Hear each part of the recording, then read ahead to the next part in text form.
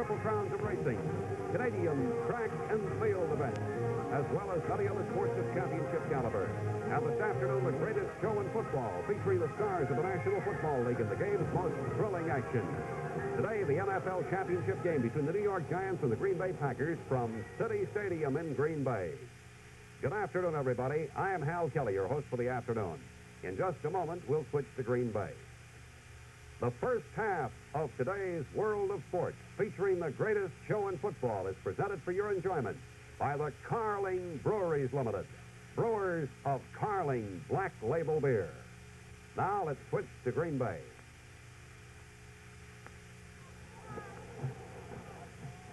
Hello, everybody. I'm Lindsey Nelson with Chris Schenkel here at City Stadium in Green Bay, Wisconsin. The first time that the Pro Championship has ever been played here in Green Bay. And, of course, it's a big day. The temperature is about 20 degrees. The field has been covered all week with a tarp and a layer of hay and about 14 inches of snow on top of that. It's all been sealed off, and the field's been brushed off, and it's fairly fast. There are some frozen spots, and when the team's warmed up, the Green Bay Packers were wearing cleats. The New York Giants were split about 50-50, half in cleats and half in sneakers. This is the first $1 million game in the history of professional football. More than 40,000 fans at $10 a head in the stands, $615,000 for the television fee. And to tell you about this $1 million game, here is Chris Schenkel. Thank you, Lindsey Nelson, and good afternoon, ladies and gentlemen. Two teams, the best in football, the Packers and the Giants, who have a great deal of similarities. Offensively, the Packers are tops in the National Football League, while the Giants finished second. The attacks are somewhat similar. Green Bay relying on a running game, which opens up their passing attack, while the New York Giants have used the forward pass, thrown mostly by Y.A. Tittle to Schaffner, Rote, and Walton, and then in turn, the running game has featured Alec Webster. If you're a devotee or a fan of good line play, and especially the guards that pull and block, watch Fred Thurston, number 63 of the Green Bay Packers, and number 66, Jack Stroud of the New York Giants, because they are the finest. Defensively, the Giants and Packers also compare favorably. Four big men up front. Coaching-wise, both Vince Lombardi and Allie Sherman were once New York Giants assistants. This is the third meeting of these two teams in 1961, and we expect a thriller, so wherever you are, I know you're going to enjoy it. Right now, back to Lindsey Nelson.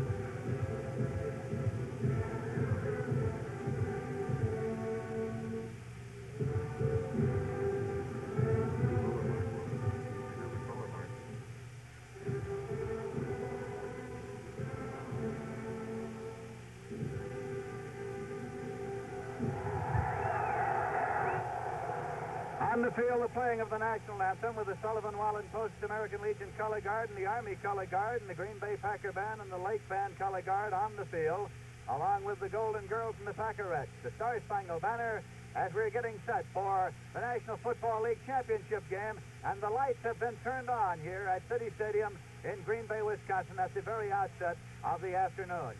It is cloudy right now. The prediction is that it will remain that way throughout the afternoon. Possible scattered snow flurries. We'll have more of the pregame activities here at Green Bay City Stadium after this message. And right now, it's our pleasure to once again introduce our guest, Curly Morrison. He used to play in the National Football League, and Curly, you've been in a championship game. You know what it feels like, I guess. Well, it's a great thrill for these 70 football players who we'll be watching all afternoon, Hal. I can vouch for that. What's your analysis of today's game? Well, Hal, I think Chris Schenkel summed it up pretty cleverly there. Both teams are similar. Of course, naturally, they're both championship ball clubs. We know that. Regardless of their characteristics, whether they're a more strong running or passing team, the outcome of the day's game will be determined by, basically, by the fundamental soundness of the winning club. My personal opinion is that Green Bay is probably one of the most fundamentally sound football teams in their techniques of any team I've seen in the National Football League. Going back to their previous games with the Giants this year, which incidentally Green Bay won both of them with a similar score, an exhibition game and a game we saw a few weeks ago, 20-17. There were 140 plays played in the last game. Green Bay had the ball 77 times and New York 63, and on the basis of that ball control, I would have to pick Green Bay. All right, let's go back to Green Bay.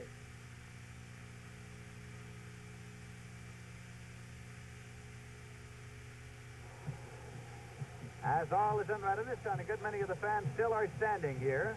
They are dressed warmly, of course, for this temperature, and the predominant color is red to indicate that we're in the deer hunting country. Somebody said this morning that the crowd is dressed so that it looks a great deal like a church service on the morning that the deer season opens. Right now, the lanes have been formed, and the New York Giants, the visiting team, champions of the Eastern Conference of the National Football League, will be introduced first.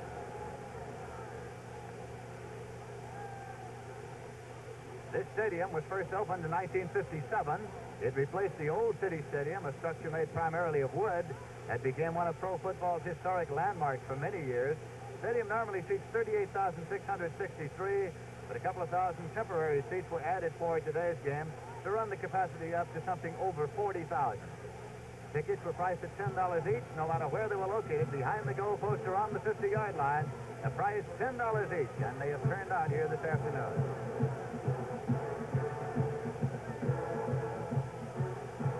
And a little twirling color in the pregame festivities.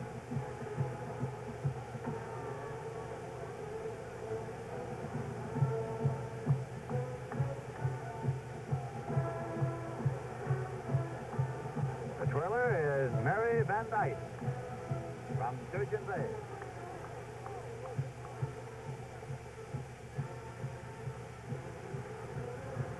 In recent years, no football field has received as much loving care and attention as this one has in the past few weeks.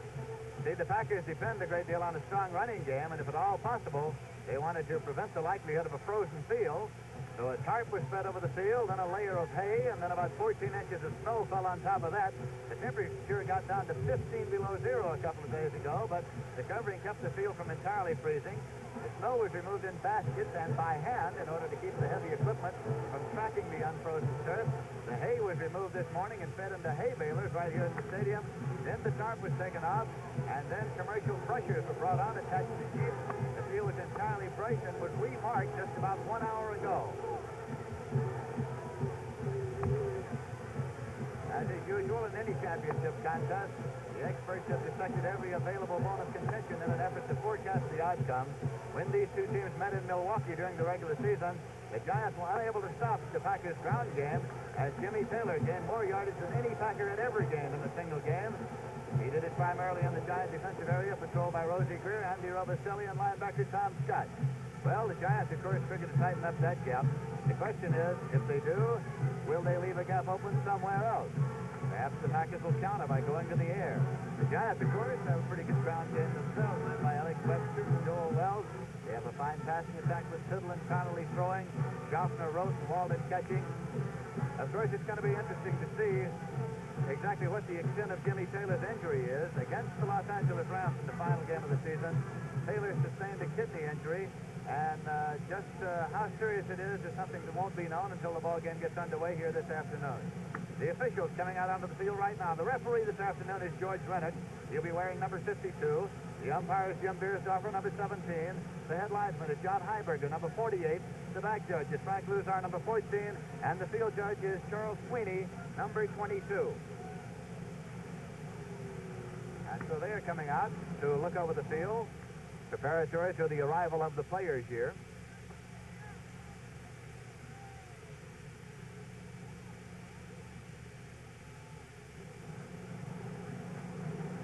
And it might be well to point out here, as we are waiting for the arrival of players, that this game is played under a sudden death rule, meaning that if the regulation playing time ends and the score is tied, then after a 3-minute rest, they will resume playing, and the first team that scores by any means, touchdown, field goal, or safety, is the winner. So we will have no tie game here this afternoon. We will have a winner before the day is done. And for each individual member of the winning team, it will mean something over $5,000. For each member of the losing team, it will mean something over $3,000. The prices have gone up since the first championship game was played in 1933, when members of the winning team got $210 each. The men charged with handling the ball most in this cold weather are the quarterbacks, of course. Bart Starr for the Packers, Y.A. Tiddle, and Chuck Connolly for the Giants. Stars from Alabama, Tittle's a native of Texas who played in Louisiana, Connerly from Mississippi. All Southern boys in the cold, cold north this afternoon. Since the National Football League started playing championship games in 1933, the home team has lost only 8 times in 27 games. One game was played on a neutral site as the Packers, that's the Boston Redskins, in New York on one occasion for the championship. These Green Bay Packers are one of only 2 remaining charter members of the National Football League. The other, the Chicago Bears. So it's a big day here in Green Bay as finally they have the championship game played right here in City Stadium. And you get a look at the crowd now and how they are dressed for the cold weather, all bundled up. The Chamber of Commerce, of course, has called the city Titletown, USA, and there are banners across the street and signs in every store window. And I can tell you that if the Green Bay Packers win this ball game this afternoon, it will be a New Year's Eve celebration in Green Bay, the likes of which you have seldom seen. Matter of fact, the local citizenry says that if they win, celebration in Pittsburgh when the championship was won there will look like a Sunday school pink tea. Now you're looking outside the ballpark at the parking lots, which incidentally were swept clear of snow also, as well as they could. And you can see the snow across the road there and in the neighborhood. The Green Bay Packers earlier this week worked out one afternoon when the temperature was 10 below zero. So this is something of a heat wave, as the temperature at 12 noon was up to 19 officially, and right now is up to about 20 degrees as we are awaiting the kickoff here in Green Bay, Wisconsin. Teams, of course, very likely are adjusting equipment. On the bench, they will have no problem because infrared heaters have been installed in dugout-type reflectors behind the benches, and we are told that along in that area, the temperature will be around 7 degrees in the bench area. You can see them there behind the policemen. There they are, the reflectors and the infrared heaters. And so it may be some difficulty getting a man into the ball game this afternoon. It's going to be very warm and cozy over there in the bench area.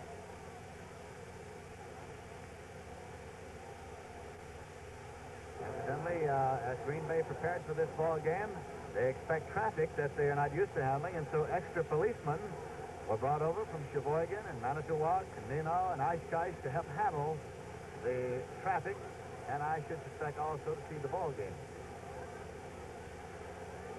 Any moment now, we'll have the introduction of players as they have come into the runway.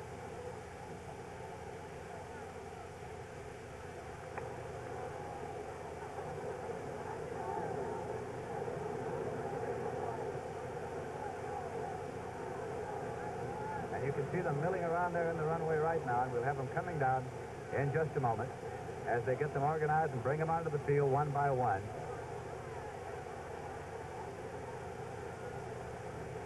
It's the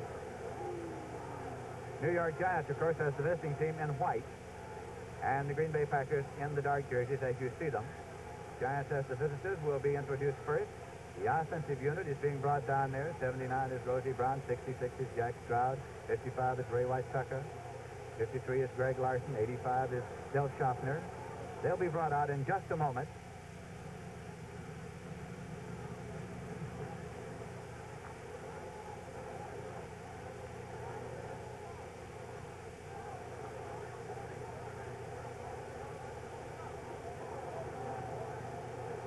Handshaking taking place down there in the runway right now also. Those Giants, of course, were surprised winners in the Eastern Conference this season. None of the preseason predictors placed them any higher than third. Most everybody saw the Cleveland Browns and the Philadelphia Eagles, or even the St. Louis Cardinals as the top team in the East. But the Giants improved steadily. They came through a second-half schedule as tough as can be imagined. They met the Packers, the Eagles twice, the Browns twice coming down the stretch, and they came out with the division title. And their rookie coach, in his first year as head coach, Al Sherman, was named Coach of the Year in the National Football League. And now, the New York Giants are being introduced. At center, number 55 is Ray White Tucker, 6'1", 230 from Northwestern. The right guard, number 66 is Jack Stroud. He is 6'1", 235 pounds from Tennessee. Number 62 at left guard is Darrell Dess. He is a 245-pounder from North Carolina State. Number 53 at right tackle is Greg Larson. He's a rookie, 6'2", 240 from Minnesota. Number 79 at left tackle is Rosie Brown. He is 255 pounds from Oregon State. Number 80 at right end is Joe Walton, 205-pounder from Pittsburgh. And number 85 is the left end, Bill Schaffner, 185 pounds from Baylor. Number 44 is Kyle Roach, the right halfback, 200-pounder from SMU. Number 29 is the fullback, Alex Webster. He is a 220-pounder from North Carolina State. Number 28 is the left halfback, Joel Wells, 198 pounds from Clemson. And the quarterback is number 14, Y.A. Tittle, 195-pounder from Louisiana State University. Those are the New York Giants.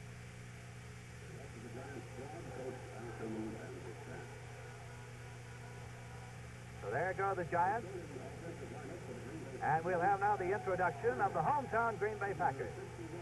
The center, number 51, is Jim Ringo, a 235-pounder from Syracuse. Number 75 is the right guard, Forrest Gregg, a 250-pounder from SMU. The left guard is All-Pro Fred Thurston, number 63 from Valparaiso, 250-pounder. The right tackle, number 78, is Norm Masters, 250 pounds from Michigan State. The left tackle, number 76, is Bob Skarunsky, 250 pounds from Indiana. Number 88 is the right end, Ron Kramer, 230-pounder from the University of Michigan.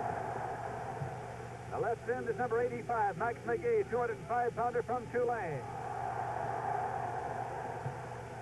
The flanker back is number 86, Boyd Dowler, 220-pounder from Colorado and on leave from the Army. The left half is Paul Horning, number 5, 215-pounder from Notre Dame and on leave from the Army. The fullback is Jim Taylor, number 31, 215-pounder from LSU. And the quarterback is Bart Starr, number 15, a 200-pounder from the University of Alabama. There are the Green Bay Packers, repeat champions of the Western Conference. We've had the starting lineup. We'll be set for the opening kickoff of today's game in just a moment.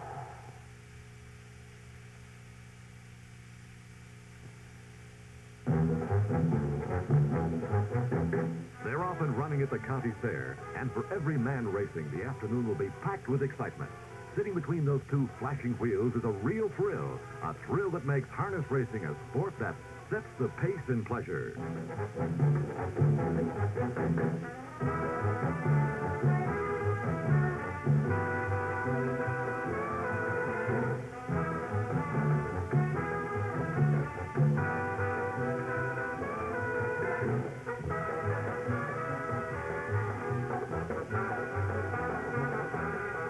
Yes, there's no question about it. If you're looking for something that sets the pace in pleasure, here it is.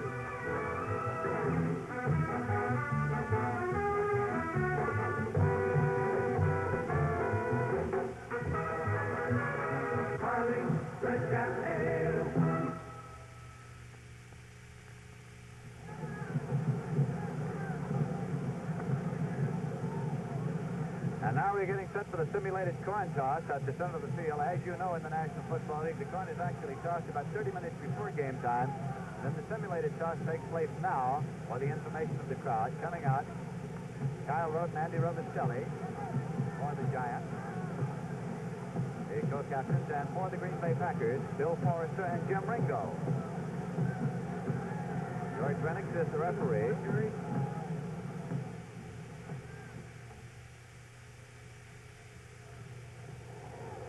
And the indication here that the New York Giants won the toss and elected to receive.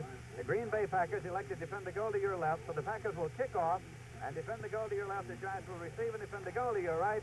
For those of you who like to keep track of such things, the Green Bay Packers lost the toss. They lost the toss last year at Philadelphia. We pause now for station identification. This is the NBC Television Network.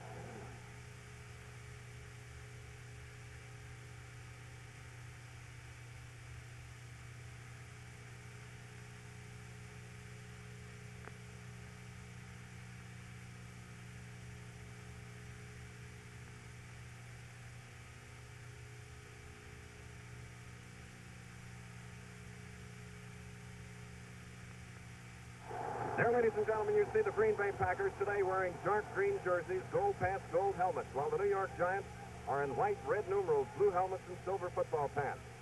It'll be number 3, Ben Agajanian, the 8-year veteran from New Mexico State that will be kicking off for the Green Bay Packers. Agajanian joining the Packers late here in 1961, taking some of the work off the shoulders of Paul Hornung, who arrived this week from Fort Riley, Kansas, to continue preparations for this big championship game. Field lights are on. The field itself in perfect condition as we have a ground view look at 35 Bobby Gators and 28 Joel Wells, who await Agajanian's kick. The minute that toe hits the football, the clock starts and the game is underway. And here's Agajanian's boot. It's going to the far side. It's fielded there by Joel Wells. He's up to the 20, now the 25, then the 30, and he's brought down there and hard. It appeared that the Giants might try to let that ball go out of bounds, and it caused a little mix-up on the part of the Packer kicking team coming upfield as Ray Nitschke, number 66 of Illinois, made the tackle for the Green Bay Packers. Here now are the New York Giants. They have a 1st and 10. The ball is just across their own 30-yard line. Y.A. Tittle, 14-year veteran, his first championship game as the quarterback. Coming to the near side, this is Del Schaffner. Kyle Roach to the opposite side. Joel Wells, number 28, carried the ball, but met with that big forward wall of Green Bay, led by Henry Jordan and Bill Quinlan. There's Wells of Clemson, former star in the Canadian League, as we look at the Green Bay Packers now, who have up front 87 Willie Davis, 83 Quinlan, the end. Tanner and Jordan are the tackles. The New York Giants now, they have a 2nd down and 9 from their own 31 as Road is to the far side. Webster and Wells the setback. The draw. Webster losing his footing, and right there with him was Tom Bettis, number 65. Alex Webster, number 3 rusher in the National Football League, is down at about the 32-yard line, where it'll now be a 3rd down and 8 for the New York Giants. No score in the ball game. The deep men for the Green Bay Packers on the left in the dark jerseys, Grimminger, Simac, Wood, and Whittenden. Y. Tittle, number 14, who often has come up with a big 3rd down play, has a 3rd and 8 from his own 32. His first pass attempt to Webster. Webster up to the 35 and is down at about the 37. Not enough. For the first down is Dan Curry, number 58 of Michigan State, was there to bring Webster down. So it will be a 4th down for New York. The Eastern Conference champion and the Green Bay Packer fans give the defensive team a round of applause. It's a 4th down and 3. Going back deep now for the Packers, Willie Wood and Luke Carpenter, number 33. Back to kick for the New York Giants on the right, John Chandler of Florida. Has about a 44-yard average. He's kicking with the wind to his back. End over end. Carpenter blocking as Willie Wood has it at the 23, up to the 25. Wood, number 24, hit by Chuck Jenneret, number 72, and Larry Hayes of Vanderbilt. So now the Packers, before this huge crowd in Green Bay, Wisconsin, have the ball. 1st and 10, and George Rennick, the referee, has spotted it on the Green Bay 26. For the Packers, Bart Starr of Alabama, the quarterback, number 15. The setbacks will be Taylor, 31, and Horning, number 5. Max McGee is flanked to the far side. Boyd Dowler is sent away to the near side with Ron Kramer, the tight end. Jim Ringo, the center, from the 26. Slight delay to Paul Horning, number 5, the leading scorer in the National Football League. He's stopped by Rosie Greer and Jim Katcavage, number 75. There's Horning, number 5, going back to the Green Bay huddle. Number 75, Forrest Gregg, as we now look at the Giant defensive team, number 1 in the National Football League, allowing the fewest points scored. The 3rd meeting, and they know about the Green Bay Packers. Now with the ball at the 28. No score in the game. It's a 2nd down and 8 for Green Bay with Dowler to the near side and McGee to the far side. Horning again. And that ground game of Green Bay is moving upfield as Tom Scott, 82, Dick Modulewski, 77, run on the play for New York. Horning, who's carrying the ball both times, has advanced it now up to about the 34, a 6-yard gain. It's 3rd down and 2. The Giants 75, Katcavage 89, Livingston 49, Erich Barnes. The opposite side cornerback is Dick Lynch, number 22. Here you see Star 15, Ringo 51, 31 is Jim Taylor, number 70, and white is Sam Huff with a 3rd down and 2 from their own 34, Bart Starr.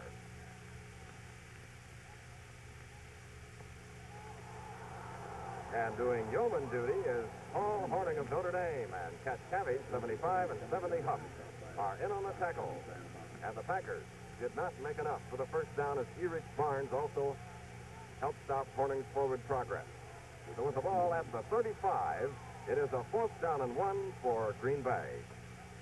There you see 40, Joe Morrison going deep. And on the near side, Joe Wells, number 28. Boyd Dowler is back to punt for Green Bay. The first Green Bay punt, no score in the game. 10 minutes, 45 seconds left in the first quarter. A booming punt into the wind as Wells has it on the 10.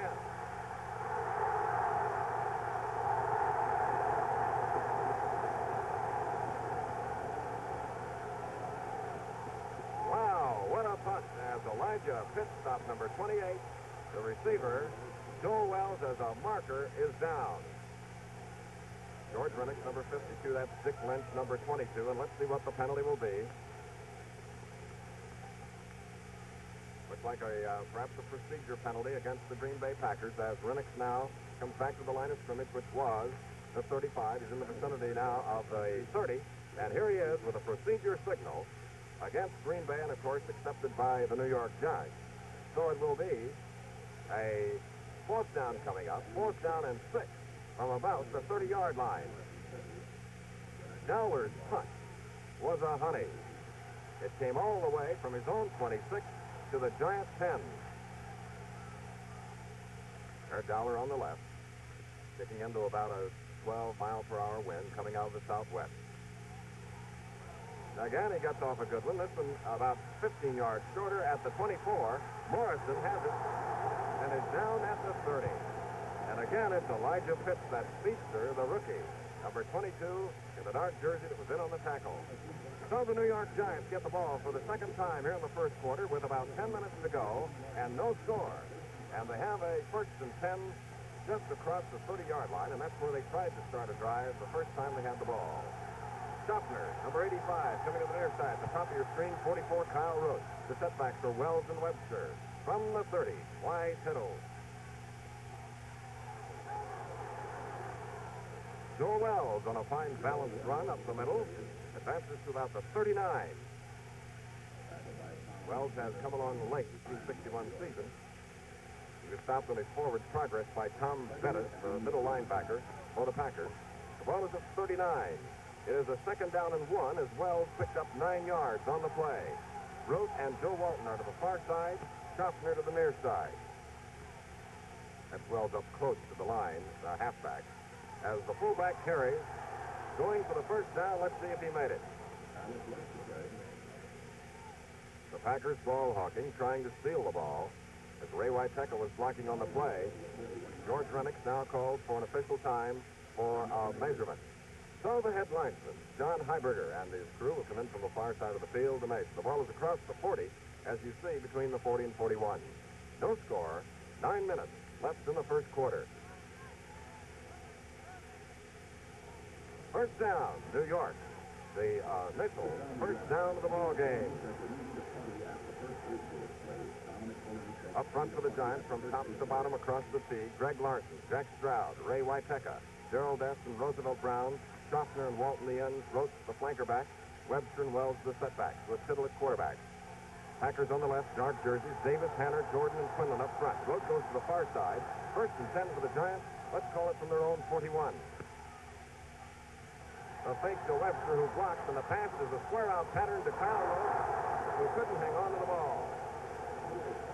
Dan Curry covering for Green Bay. There's Kyle. He's wearing a sweatshirt under his jersey, sort of blue in color to keep those arms warm, and he couldn't hang on to that pass, so an incompletion, 2nd down and 10. The ball near the 41. No score. 8 minutes, 40 seconds left in the first quarter. Some of the linemen wearing gloves to keep those hands warm out on the field. Others not. The ends, of course, bare hands out there. 2nd and 10. Schaffner at the near side. Joel Wells of Clemson carrying on the play.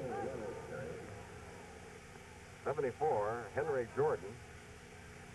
Coming in, number 74, on Wells 28 as a marker is down, and you may have seen the infraction right on your television screen at home.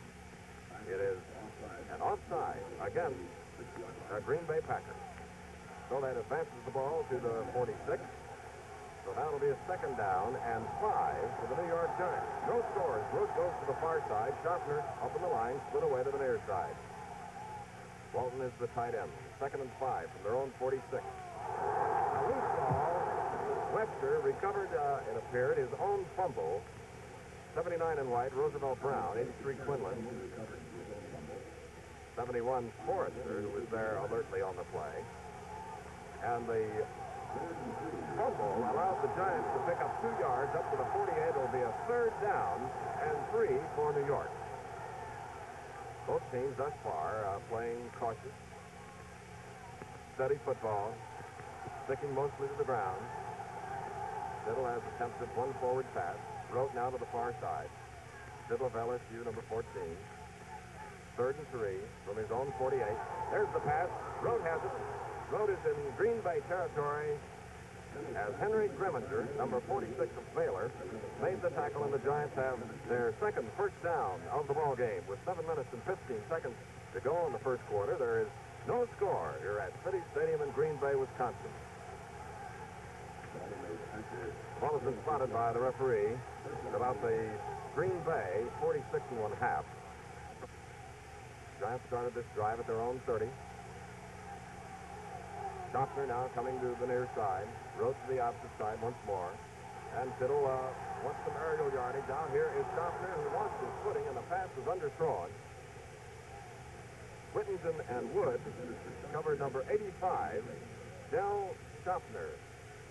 One of the trades that Wellington Mayer of the New York Giants made this year that has helped New York to the Eastern Conference crown, the number 3 pass catcher in the league, who caught 68 going into this ball game, including 11 touchdowns. So it'll be now a 2nd down and 10 for New York from the Green Bay 46.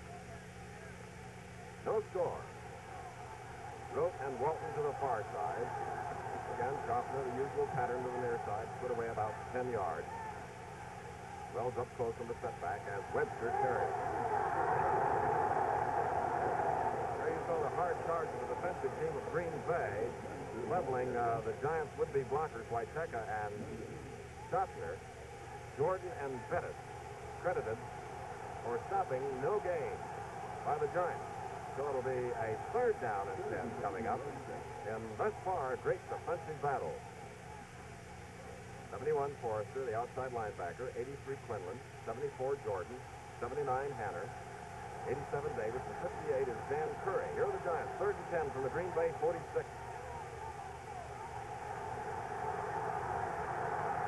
There's a long pass. Kyle Rote is there, looking back into the sun, which is a little on the hazy side today. Kyle had run a beautiful pass pattern and couldn't hold on to the ball.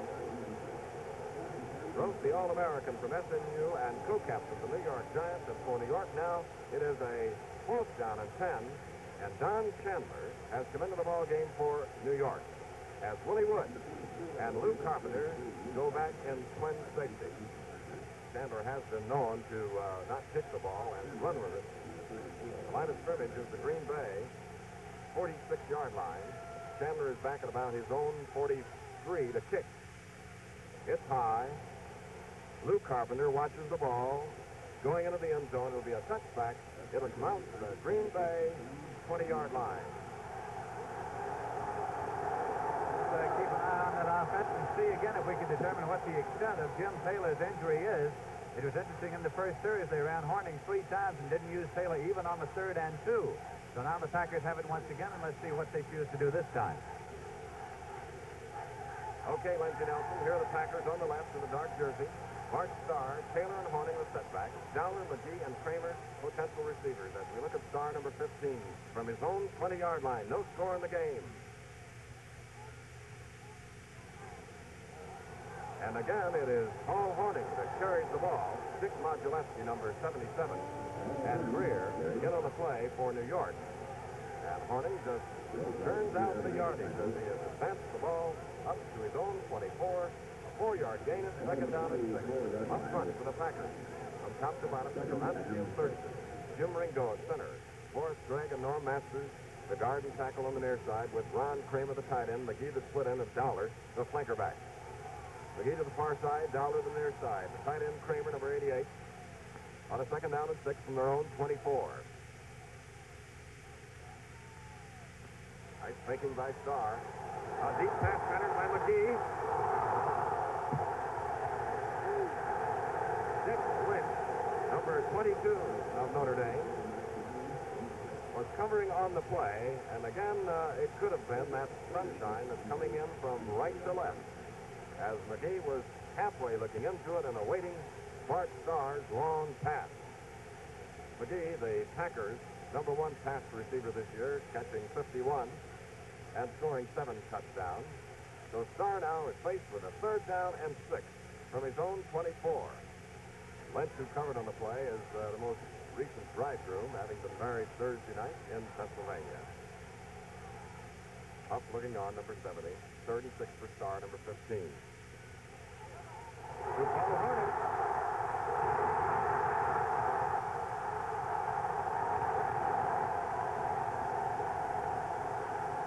And Green Bay has its initial first down of the ball game, and you can see why Paul Horning was named Player of the Year just about everywhere. There's timeout on the field with the score.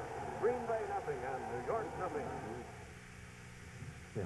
Well, Curly, first off, they haven't been using Jim Taylor on the Green Bay half line. What do you think? Well, it's pretty hard, Hal, to determine right now how serious that injury is. However, I think the fact that he's in there means that he can play some football, or they wouldn't take a chance with him. And I think after he gets warmed up a little bit, loosened up, we'll see Jim Taylor carrying the football. And the big play of the game, the first one, was to the Green Bay. We just saw it. We just saw the first really big play.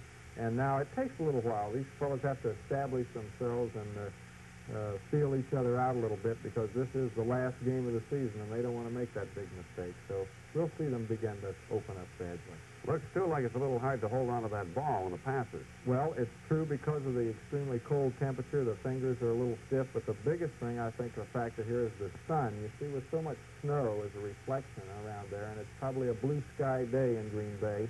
We'll have to wait till that sun settles down. If you're looking into it, it's a hard glare, and it's hard to keep your eyes on it. All right, let's go back to Green Bay.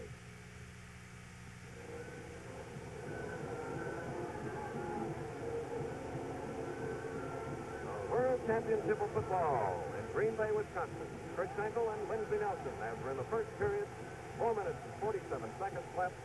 Paul Horning and Bart Starr combining on a 26-yard pass play, picking up the Packers' initial first down. Green Bay is at midfield with the first down, and Starr sends McGee to the far side. McGee is actually in the backfield as Dowler comes up on the line, split to the near side. Taylor, 31. But the give is Horning.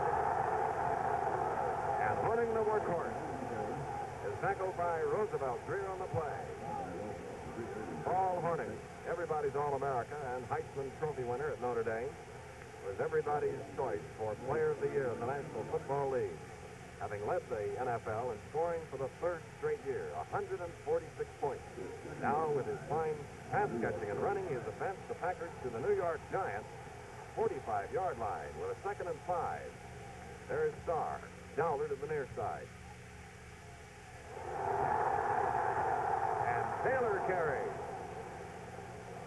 Cliff Livingston, number 89, in on the tackle, as Jim Taylor, who is being used sparingly here in the first quarter, has advanced to the Giants 41. And for Green Bay, it's a 3rd down and 1 coming up. 3rd and 1, as the Packers have reached the deepest penetration at the Giants 41 and a half.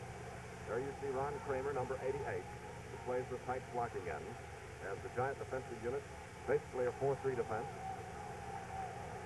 Dowler to the near side, McGee to the opposite side. The ends are in close. On a 3rd down and 1, who will carry? And Jim Taylor.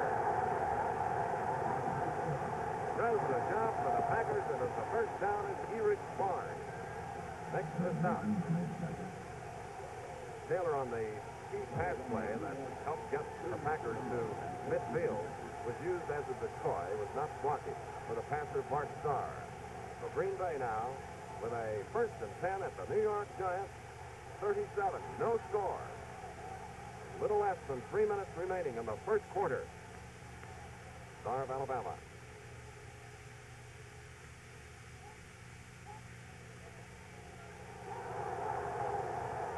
And that powerful running attack of Green Bay has put the Packers inside the Giants 35 and about the 32.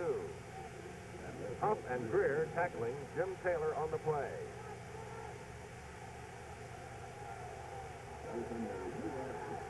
They have moved down now to the Giants 32. It is 2nd down and 5. As the sun really comes from behind those hazy clouds here in Wisconsin, 20-degree temperatures. Now it's Kramer and McGee to the far side, and Dowler is all alone to the near side. At the Giants 32, Bart Starr has a 2nd down and 5.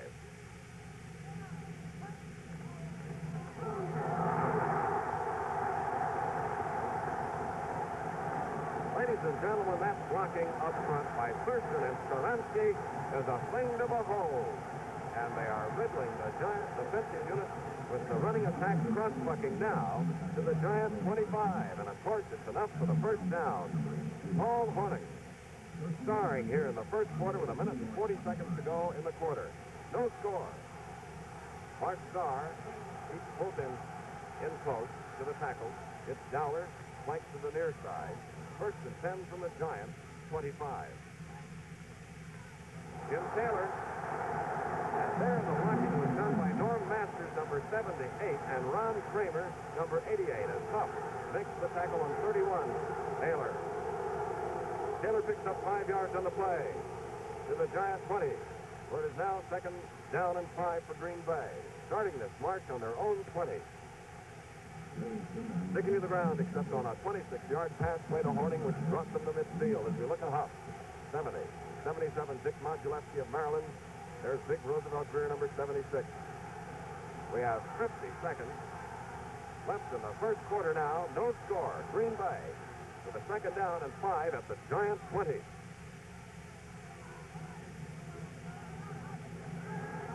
Two men going deep. Marker is down. Interference.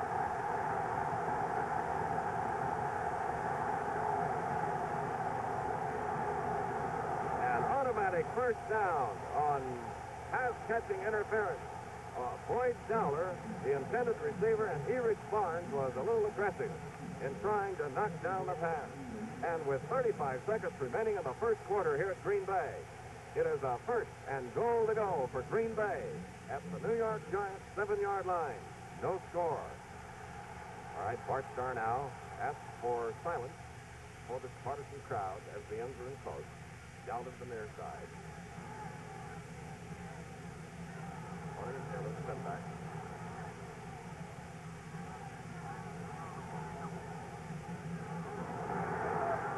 That is Jim Taylor of LSU. And has averaged over 5 yards a carry this year with Lynch, 22. In on the play for New York, along with number 70, Sam Huff and Scott, 82. There was very little advance on the play, so it'll be 2nd down and goal in the vicinity of the Giants 7-yard line, and we have less than 10 seconds remaining in the first quarter. The Green Bay Packers moving into the wind now. First quarter just about over. The gun has sounded. That's the end of the first quarter. And the score is Green Bay nothing and New York nothing.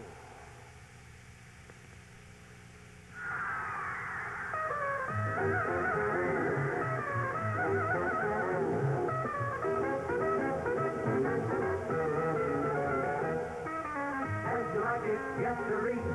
As you like it, so do we. The happiest sound of friends agree is Mabel.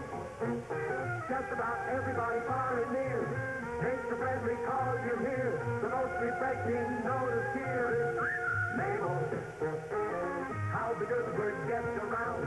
Now most everyone has found it's the most inviting sound of all.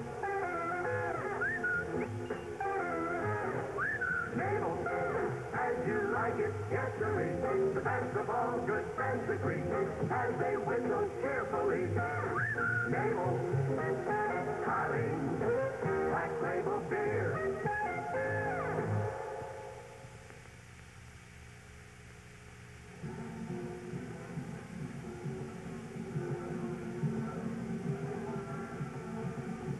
You're looking at a stadium built for football only. In the cradle city of the National Football League, Green Bay, as the Green Bay Packers on the right, now moving from right to left as we await the start of the second quarter. No score in the ball game. The Packers have a second down and goal to go from the New York Giants 7. This drive starting on the 20, using up 11 plays to get to this point. Primarily a running game, which we all expected, and the Packers have the best as we look at 5 Hornings, 21 Taylor. Dollar and McGee are set apart on the second and goal from the 7. Cross-backing Paul Hornings.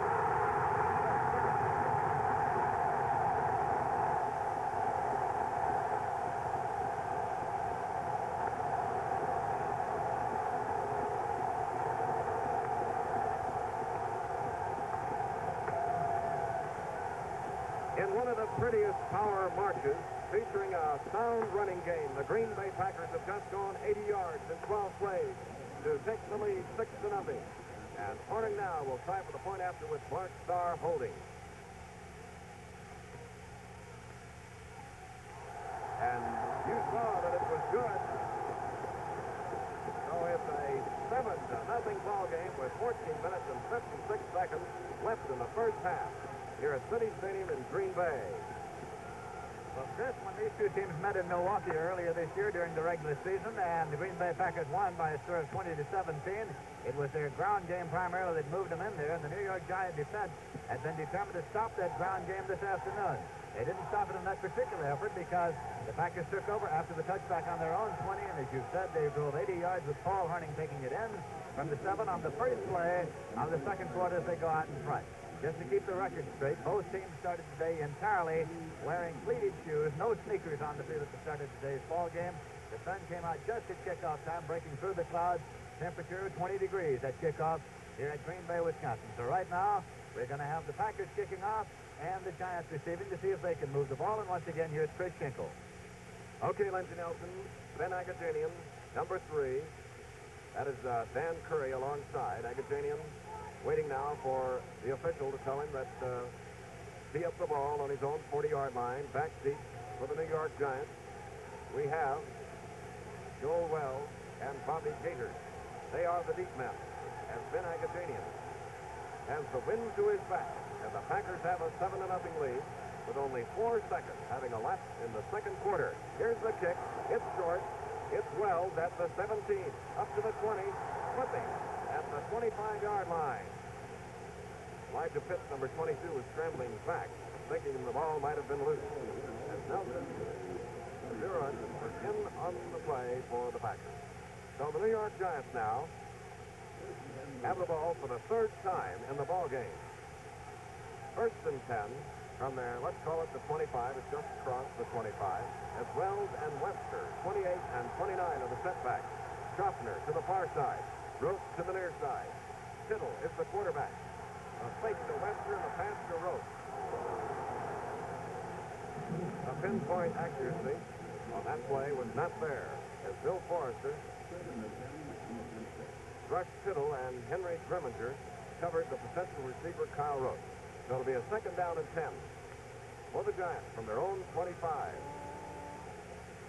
They were able to sustain one attack, moving from their own 30 to the Green Bay 46, and then were forced to punt. Tough Packers as the draw play goes to Alec Webster, who is across the 30-yard line. Dave Hanner, 79 into the play, along with the deep man from Southern California, Willie Wood. Alec Webster, for 29, number 3 rusher in the NFL, comes back to the huddle. It's Y. Tittle now. All signals. The Giants have advanced the ball to the 30, and it's a 3rd down and 5 with Green Bay leading 7-0. 13 minutes and 50 seconds remaining in the first half. 66 for Green Bay is Nitsky in at linebacker now. As Tittle goes back to throw. It is deflected and intercepted.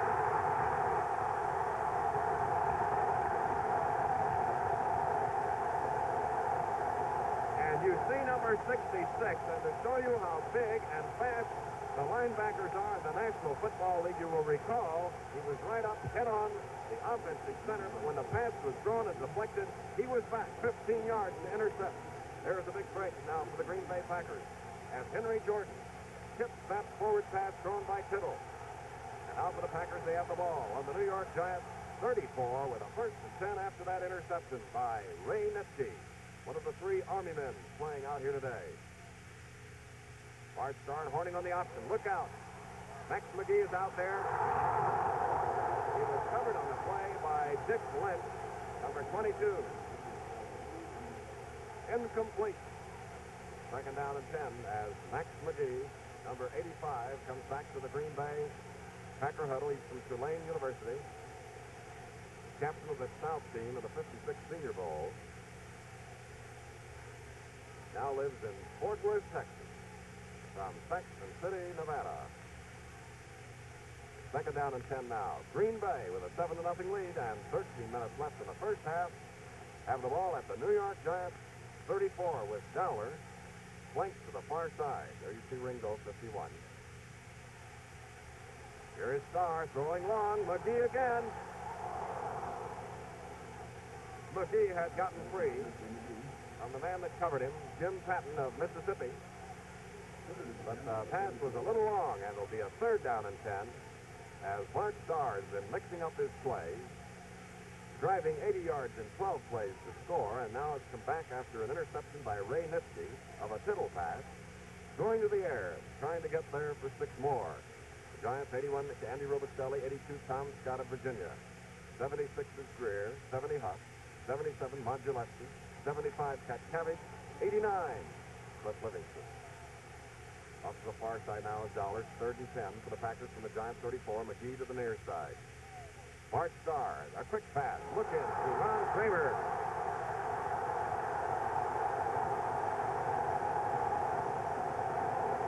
And it took 3 Giants, Patton, Huff, and Morrison to bring Kramer down. The big man from Michigan, 6'3", 230 pounds, number 88 in the dark jersey. There he is back in the huddle. Dowler, 86. And the Packers now are inside the Giant 20. Let's call it the Giant 18 after that 16-yard play, and it's a 1st down for Green Bay. Their 5th first down of the ball game as Starr calls signals. 12 minutes left in the first half. Green Bay 7, New York nothing.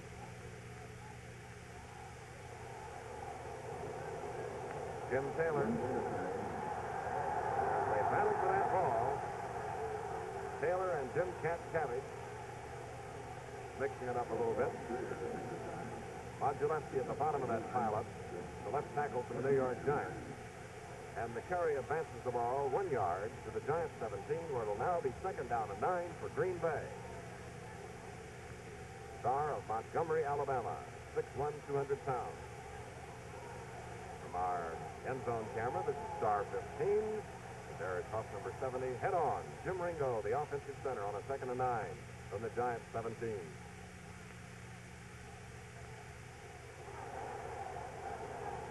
Jim Taylor getting inside the New York 15 with Greer, Scott, and Robustelli making the play for New York.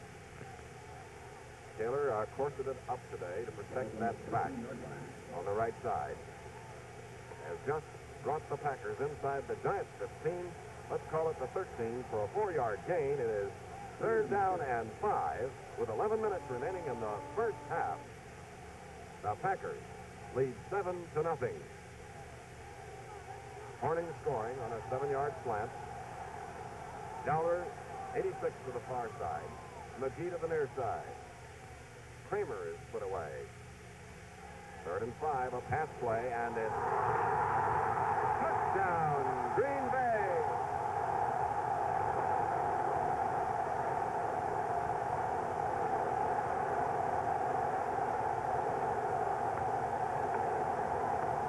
Bart Starr threading the needle to Boyd Dowler of Colorado, number 86, and the Packers have taken a 13-0 lead with a little less than 11 minutes remaining in the first half, and Horning can make it 14 with Starr holding. kick is up. Good. There's time out on the field with the score. Green Bay 14 and New York nothing.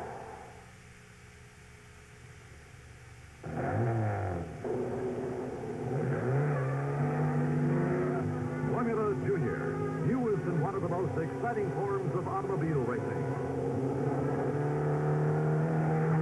Flashing around a track at breathtaking speed in one of these specially built single-seaters is a thrill a minute. A thrill that takes skill, experience, nerve. Why does a man go for a sport like this? Only one reason. Because it sets the pace in pleasure.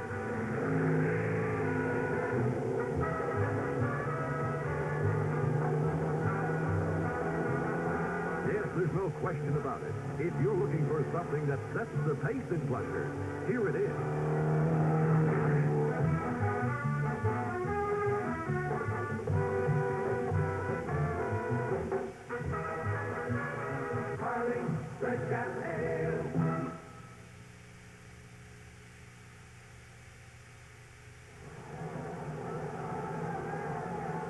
Green Bay Packers, Ben Agassiz, out to the New York Giants in the 1956 championship win over the Chicago Bears, will now kick off for the Packers, who have a 14-0 lead with 10 minutes and 41 seconds left in the first half.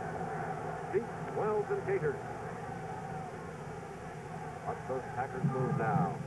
Down covering that kick as it's Wells at the 10. Moving to the 15, now the 20, then the 25, up to the 30. A good return up to about the 33-yard line as Nitschke, 66, and Lou Carpenter in on the play.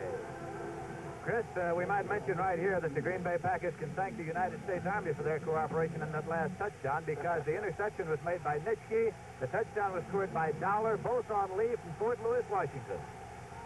And Lindsey Nelson, their first touchdown, scored by Paul Horning on leave from Fort Riley, Kansas. Here are the New York Giants now with Tittle at the controls. First and 10 from their own 33. The Giants trailing by 14 points as Tittle is being rushed by Davis.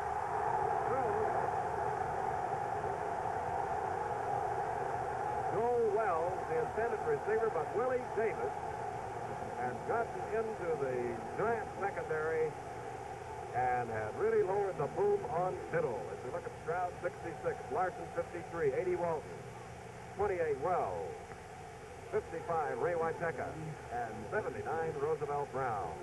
So, the Giants, who have been unable to get things going beyond the Green Bay 46, now have a second down and 10 at about their own 33. Green Bay 14, New York nothing. 10 minutes left in the first half. This is Tittle now. Out is Schaffner. The pass was intended for Joe Walton coming down the middle. Incomplete. Y.A. Tittle, who helped immensely in the Giants' drive to the Eastern Conference crown, unofficially now, has tried 9 passes, completing only 2, which is far below his 57% completion average in the 61 season. 14-0, Green Bay leading. Willie Davis, there you see Nitschke, 66, as the New York Giants now have the ball. Second down and 10 from their own 33. Tittle is back, throwing to Kyle Royce, intercepted by Grimminger.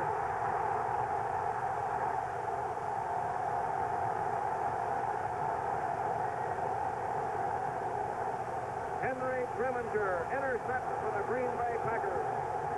And in less than 2 minutes, the Packers have intercepted the Giants twice. A pass intended for Kyle Rote as Grimminger, 46, comes to the sideline. The Packers scored the last time they intercept, going 34 yards in 6 plays. Started Dowler. They lead 14-0. With 9.5 minutes remaining in the first half, here are the Packers first and 10 at about the New York Giants, 36. Dowler to the far side.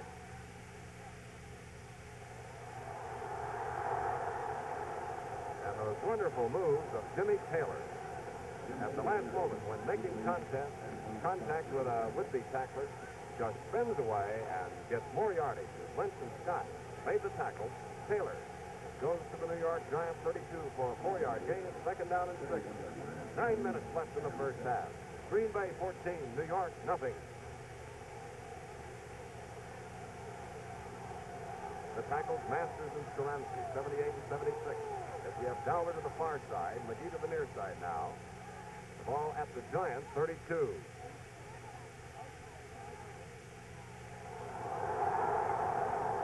And Horning. Inside the Giants 30 is Sam Huff. Makes the tackle along with Roosevelt Greer. Harding moving the Packers to the Giants 27, so it'll be third down and 1 yard. Third and 1.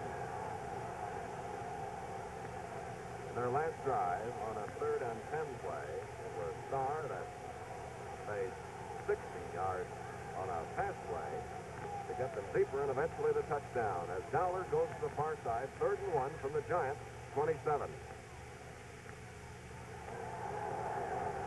And Taylor tries for the first down on the ground. Let's see if he made it.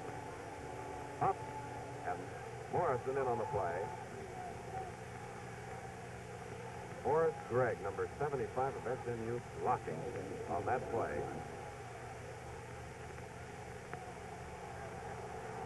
Let's see where George Rennick has spotted the ball as again John Heiberger comes in to measure. Ball is just shy of the 25-yard line, and here's the measurement, and Green Bay has the first down.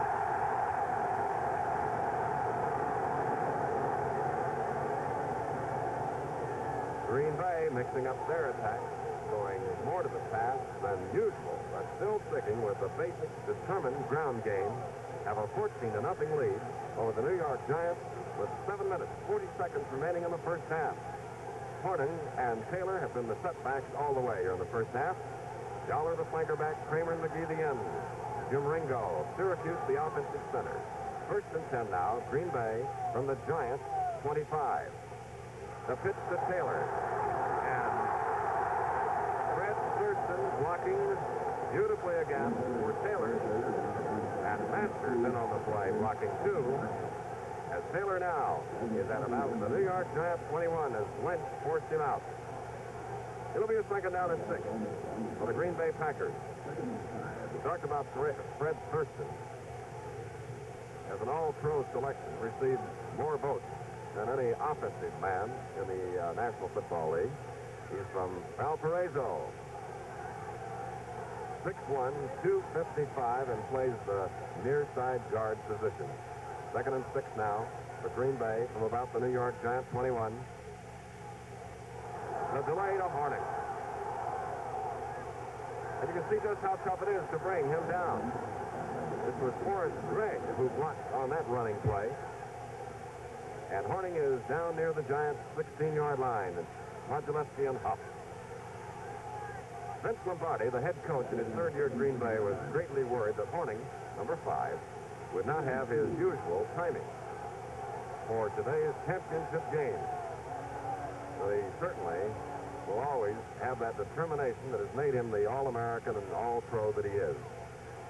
Paul Horning, who scored the first touchdown, climaxing an 80-yard drive, is at the halfback spot on the right side now as the Green Bay Packers have a 3rd down and 2 at the New York Giants 17. This is Horning again. And Horning is to the 15 and maybe enough for the first down. 82 Scott, Morrison 40. Blocking on that play, the left guard, Thurston. First down, Green Bay.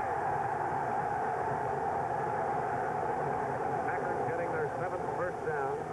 The Giants unofficially have only 2 thus far in the first half with 6 minutes to go. And Green Bay leads 14-0.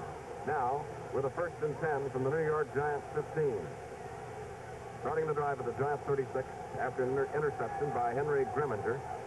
Bart Starr, number 15, sends $86 to the far side, and McGee as the flanker back to the near side with Horning up close. It is Taylor that carries. Robicelli and Scott, the linebacker and defensive end on the near side for the Giants, and Greer, the right tackle, in on the play. But Taylor is to the 14-yard line, a pickup of 1. It'll be 2nd down and 9. 5 minutes, 20 seconds left in the first half. Packers scoring. Horning driving 7 yards. With his point after, The Packers that came back after a Nitschke interception to go 34 yards in 6 plays. Starr to Dowler, 13 yards, and now the Packers with a second down and 9 are at the Giants, 14. There's a pass to Ron Kramer.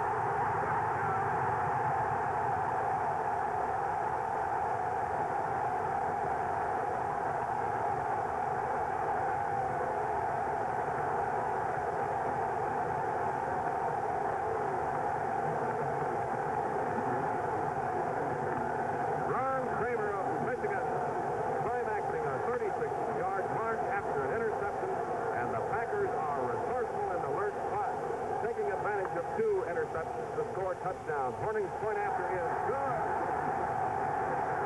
Timeout on the field with the score, Green Bay 21 and New York nothing. Well, Curly, when the Green Bay Packers scored that 3rd touchdown, somebody in here in the studio said maybe instead of trying to finish it, the Giants should negotiate a truce. No, it's not over with yet. The Packers have gotten the jump, but it'll still be a good ball game before we're finished. The Packers have had the ball all afternoon. Well, I think that's the key. As I mentioned before, the outset of today's game, ball control is the most important thing in a game like this, and I sort of figured that Green Bay would be able to do it, and I think they proved it the second march that they made, climaxing the score at the beginning of the second quarter where they went 80 yards in 12 plays, Hal, and that's been the story to date. They've been able to keep the ball. Of course, those couple of interceptions didn't hurt either. That's right. All right, let's go back and have another look at it. City Stadium in Green Bay, Wisconsin. I'm going to go.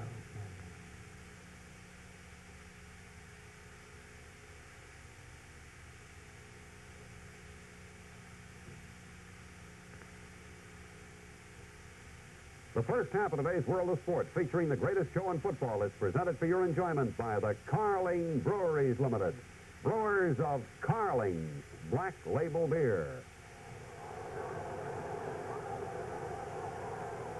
The World Championship of Football in Green Bay as the Packers have a 21-0 lead over the New York Giants with about 5 minutes to go in the first half. Agajanian will kick to either Wells or Gators of New York. It's low and to the near side with Wells at the 15, the 20, the 25, take it the 30, the 35, and down at about the 39-yard line on a nifty return, as Nifty 66 was in on the tackle for the Green Bay Packers. The Packers proving that against the great teams in the NFL, you cannot commit errors or make mistakes because the Packers have gone ahead after intercepting 2 passes to score 2 touchdowns. And now, at quarterback, it's the 14-year veteran from Mississippi, Charlie Connerly, for New York, with a 1st and 10 at about his own 39-yard line. Connerly back to throw, being pressured. The pass is deflected. Dave Hanner, number 79, was the man that was in on Connerly, and that is the second time that a Giant quarterback forward has been deflected by a big, big lineman. There's Connerly, who came into this ball game having thrown a total of 173 touchdown passes in his career. He now has a 2nd down and 10 with the ball at his own 39. 21-0. The Green Bay Packers, favorites in the ball game, leading by 4 minutes and 22 seconds to go. The score 21-0 is Connerly on the draw to Webster. Blocking Ray Whitechecker, number 55 and 79 in white. Roosevelt Brown and Quinlan, 83. And Willie Wood in on the tackle for the Green Bay Packers. High-top sneakers. He's the only man on the field now wearing sneakers. High white sneakers, and he's easy to pick out by his foot gear down there. Lindsey Nelson, he was the man that wore those sneakers in the title game in 1956 on an icy field against the Chicago Bears. Connerly, who in 3 games this year came off the bench to spark the Giants, now has a 3rd down and about 3 from the 45-yard line. 3rd and 3. The blocking is good. The pass is long to Walton. Walton is out there, but there was a clear interception by Willie Wood, number 24.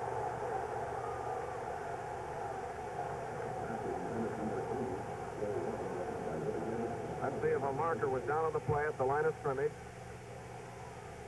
Joe Walton, who this year has not been used as a long receiver, as a penalty now, offside against the Green Bay Packers, and called the Giants seated. They got a first down by penalty with the ball now at midfield. Phil King is now in the New York Giant lineup as Alex Webster limps to the far sideline. King of Vanderbilt in his 4th year. Number 24 in the backfield with King will be number 28, Joel Wells, who started the ball game. Schaffner to the far side. Rote is somewhat of a tight end, 44. You see him there on the near side. Nice faking by Connerly. A swing pass to Joel Wells, incomplete. The Packer defensive unit, you see Forrester 71 and Wells 28, really pressuring the offensive linemen and the quarterback and keeping them off balance. Playing havoc with the timing that they need. Sort of being the spear point of any offensive attack. 3 minutes and 20 seconds left in the first half. And if you just joined us, you might be amazed that the Green Bay Packers have a 21-0 lead over the New York Giants. Big halftime show, including some twisting in the cold in Wisconsin. Now it's Walton comes to the far side, and Rote is a slot back as Connerly wants to throw. Out there is Kyle Rote. Kyle has the ball, and the Giants have a first down at the Green Bay Packers 15. John Simak covering on the play as Kyle Rote makes a fine catch from Charlie Connerly, and the Giants have their deepest penetration at the Green Bay 15. Their offensive formation that time was different than anything they'd used this year, with Rote as a slot back, Walton a near side split end. There's timeout on the field with the score Green Bay 21 and New York nothing.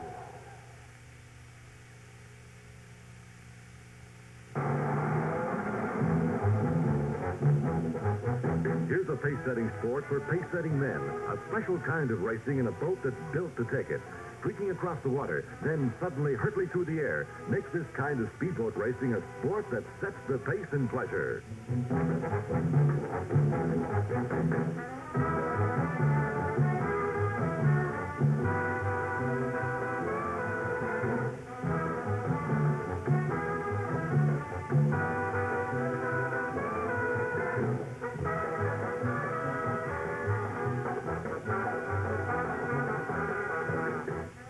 There's no doubt about it. If you're looking for something that sets the pace in pleasure, here it is.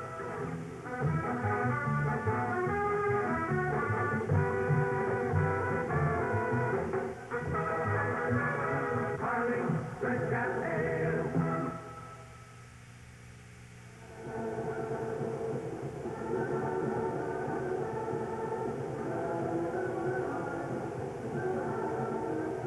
The 29th National Football League World Championship game in Green Bay, Wisconsin.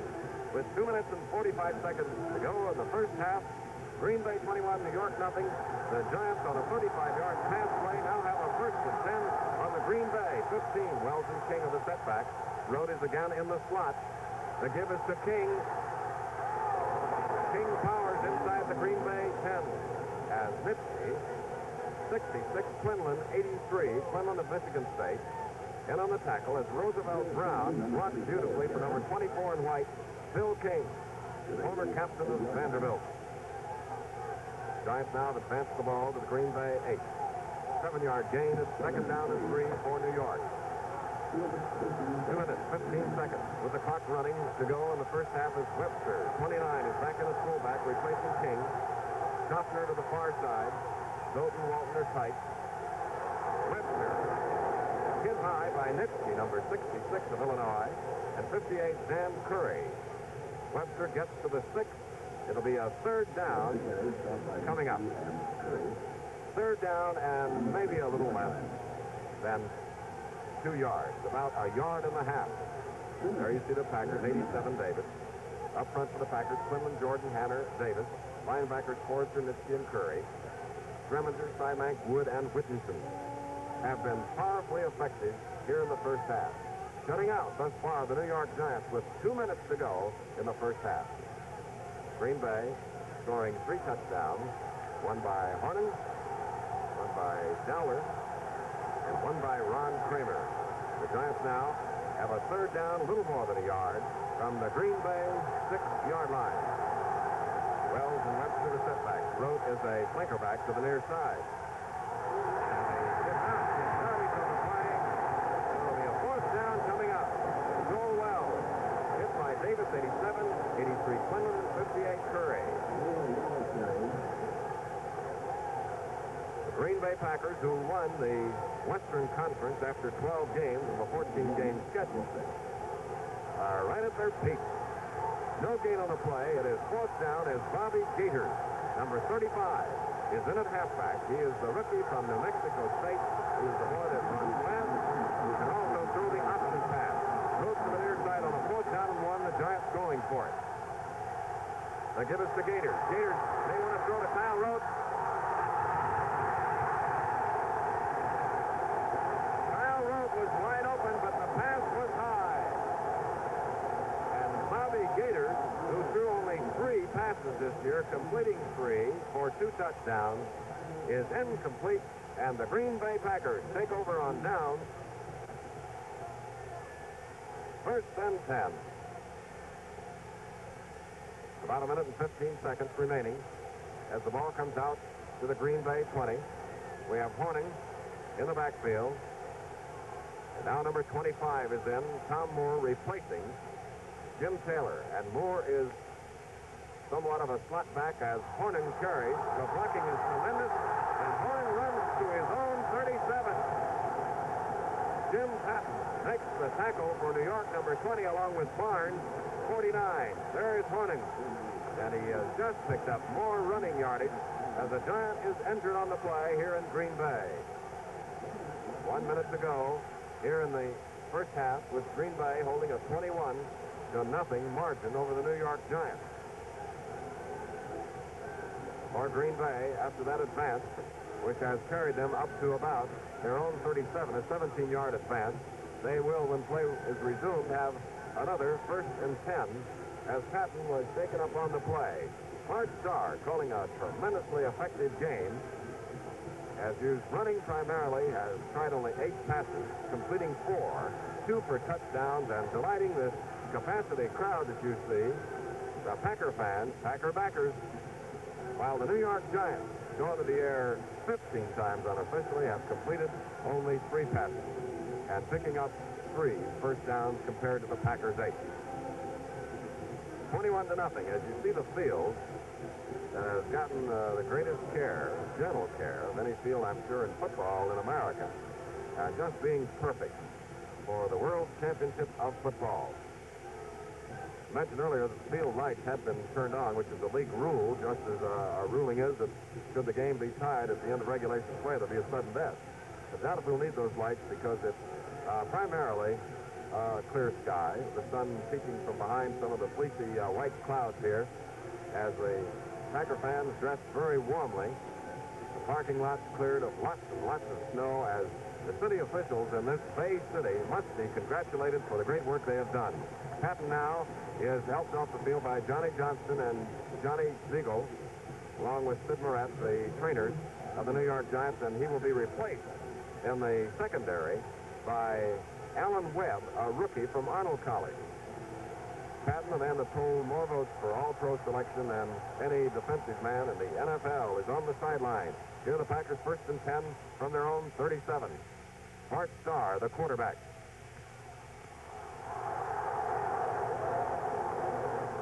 And Horning again. Practically unanimous getting the calls out here today. Tom Scott making the tackle, but not before Horning had crossed his own 40-yard line and advanced to the 44 for a 7-yard gain. It is second down and 3. In the first meeting between, or the second meeting between these two clubs in 1961 in Milwaukee, it was Jim Taylor who turned out 186 yards, helped immensely by the blocking of Paul Horning. Now today, with Taylor hampered by a back injury, a kidney injury, is Paul Horning that is carrying the brunt of the battles for the Green Bay Packers, who last year won the Western Conference crown and then were defeated by the Philadelphia Eagles for the world title.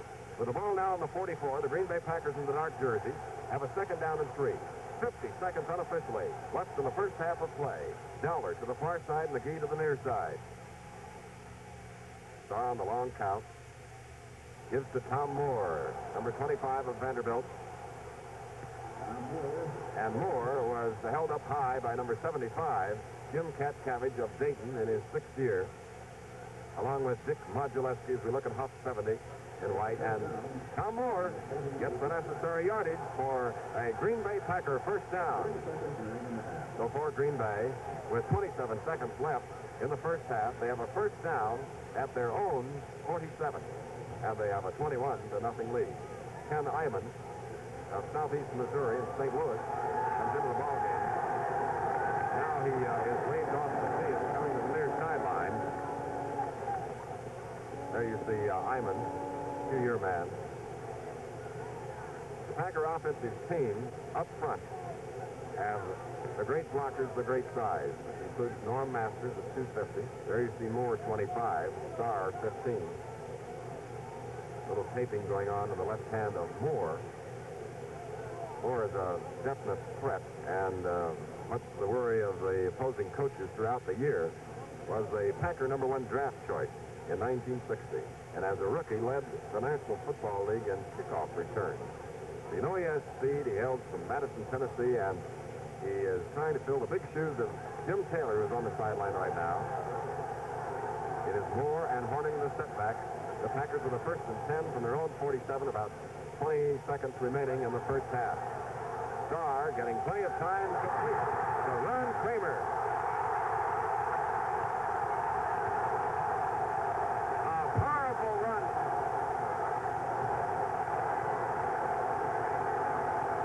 And look at him line up quickly now with the ball on the New York Giants. 15-yard line. Starr throws out in the flat.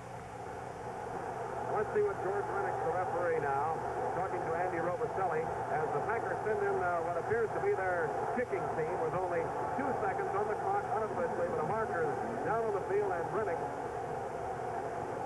number 52, is stepping off yardage against New York.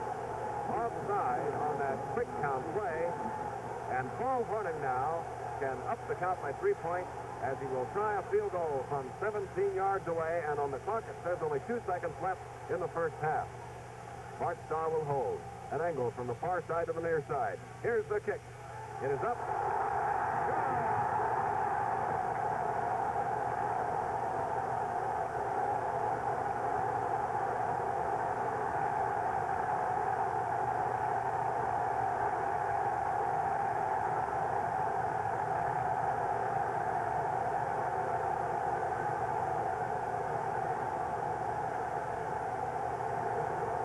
See co-captain Andy Robicelli of the New York Giants talking with the referee George Rennick.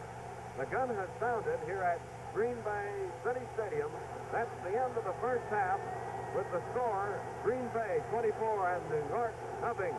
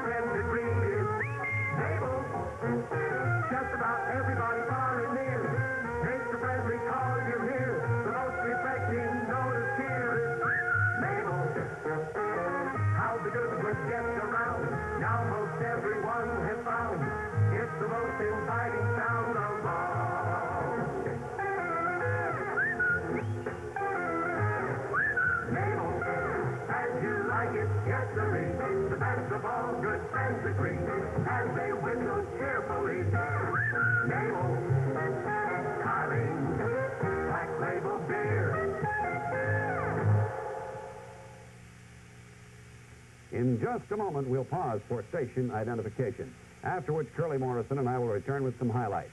We pause now for station identification.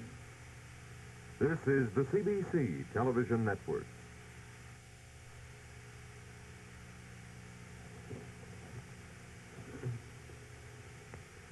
Well, Curly Morrison, all I can say is it's hard to believe. I can understand the Green Bay Packers being on top, but it's hard to believe they could be in front 24-0 particularly when you understand that Jim Taylor is limping and of frankly no use out there today. Hal, I agree with you. Even sitting here watching this game, it's hard to believe that the score is 24-0 because here are two really fine football teams.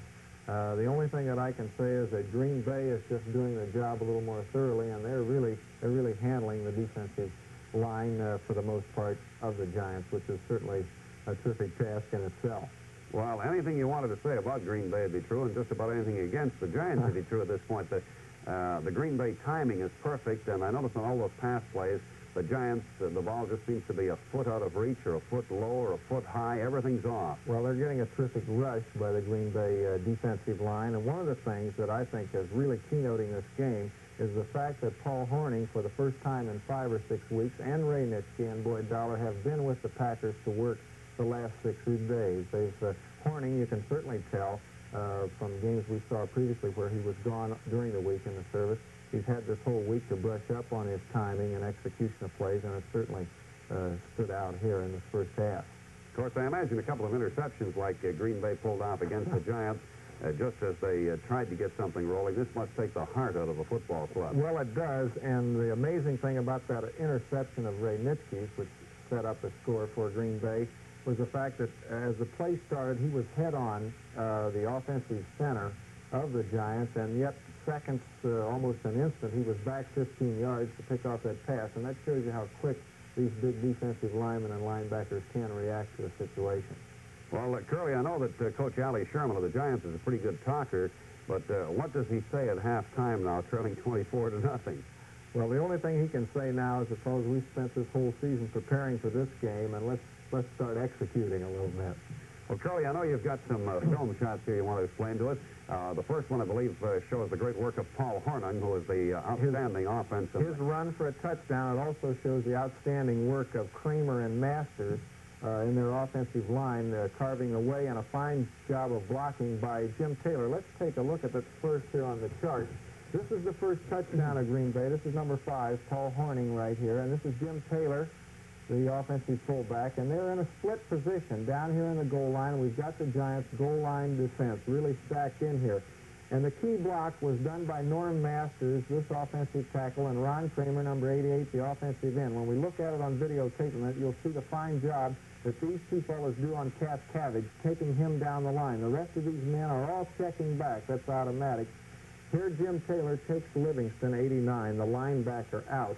And he really does a nice job, and you'll see it. Out here, Boyd Dowler does a fine job in keeping Eric Barnes and the safety man back from coming up to make a quick tackle. He goes down as if he's an intended receiver and starts them back, and then, of course, he cuts in order to screen either one of them off, but that was never necessary because of the time he had started them back, Hornung was in the end zone. Let's take a look at it on videotape, and I think you'll see what I mean about the nice job that Kramer and Taylor and company do in blocking here for Paul Hornung.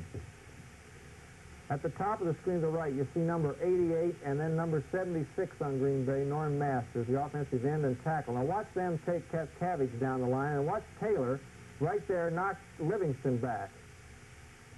And there you see the score. And that's typical of the doing up front, and of course Paul Hornung and Jim Taylor do for each other in their running game, and that's the secret. Yeah, we've seen this happen practically all year long, where Hornung has been used as a blocker for Taylor, but this is one of the few times where it's been a reverse picture, isn't it? That's right, and it's certainly evident that Jim Taylor is not up to his usual running form, so the Packers have had to reverse the situation a little bit, and fortunately they got two good fellows back there that can do that kind of job and help one another out.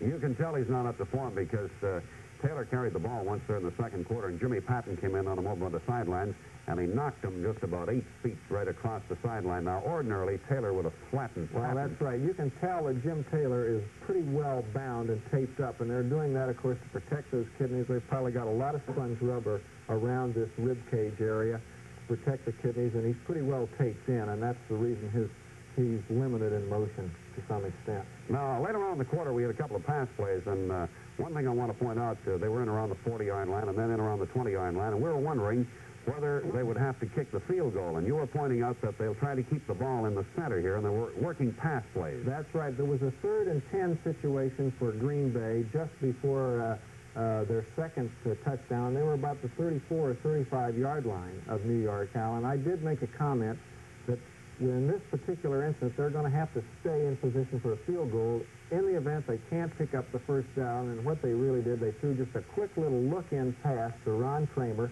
so that he would take the ball right over the middle. And he probably had instructions, I'm sure, on this one. If you catch the ball, don't keep on going across the field for the sidelines. Turn and go straight up the middle and try to stay in the middle of the goalpost, because if we don't make first down and have to kick a field goal, we want to be in a good position for an angle. And I'll show you here on the diagram what I mean by that, Hal, and we can look on videotape in a moment. Here was the offensive formation with Horning and Taylor going this way. In other words, holding Huff and these fellows right here, making them play the play. For example, the good little quick toss that they run often to Taylor with Horning leading has been a very effective play all season. So Huff is keying on Taylor, and he starts this way. Now, Kramer, really all he does is take a step across the line of scrimmage and look in, and there's no delay or dropping back to pass this one. Starr takes the ball. He doesn't even make any fake at all. He just raises up and throws quickly. And, of course, Dowler out here once again keeps Livingston and this halfback and this safety man. They have to keep their eyes on him because of his ability downfield. And all it is just one step back by the quarterback, and he fires the quick look into Kramer. And let's take a look at it, because he does a beautiful job of keeping the ball in the middle of the field in the event that he doesn't make the complete 10 yards for a first down. Here we see the good close look at Andy Robustelli and Tom Scott there of the New York Giants. There's Rosie Greer, all 290 pounds, Dick Modzelewski and Cat Cabbage and Cliff Livingston. Now, Kramer is the end at the top of your screen, number 88. Here's Horning and Taylor deep back. They start this way. He steps back, and just a quick look into Kramer, and you'll notice he didn't keep coming on across the field. He turned and went right straight up the field towards the goalpost, so that if he hadn't picked up 10 yards for the first down, they were in a position to kick the field goal. This was the key play, and it certainly kept their drive alive, and they did make the first down. A few plays later, they're down about the old 14-yard line, and they throw the X in to Boyd Dowler for a touchdown. We're going to have a look at that one, too? We're going to take a look at that one, too, in a minute. But that is really good football, and that's what you call really doing what you want to do and handling like you own them when you can run a play like that and do it that well. I noticed, as you pointed out, that Taylor and Horning, when they came left, Sam Huff would ordinarily be the man who would intercept that pass. That's right, but he had trailed over, in other words, following the play, expecting that little quick toss to Taylor in the flat. I noticed during the second quarter, too, I think Huff is getting a little annoyed. Some of those pileups there, he's looked as if he'd like to belt somebody, and he's just holding back because he knows he'd get thrown out. And these kind of games, the championship game, as you know, it's a matter of pride, and more so today, they want to prove who's boss, and it can be a little frustrating when you're on the short end of the score. Now, this next play, Hal, was the one that went for the touchdown. It was the X-in to Dowler, who has been playing that wide flanking back all season. And I like to explain this play because this thing really opens up beautifully. You take a look at it on the chart. Here's Dowler out here who caught the touchdown pass, number 86. He's about 6'5", weighs about 230 pounds, and has a great pair of hands and good speed for a big man.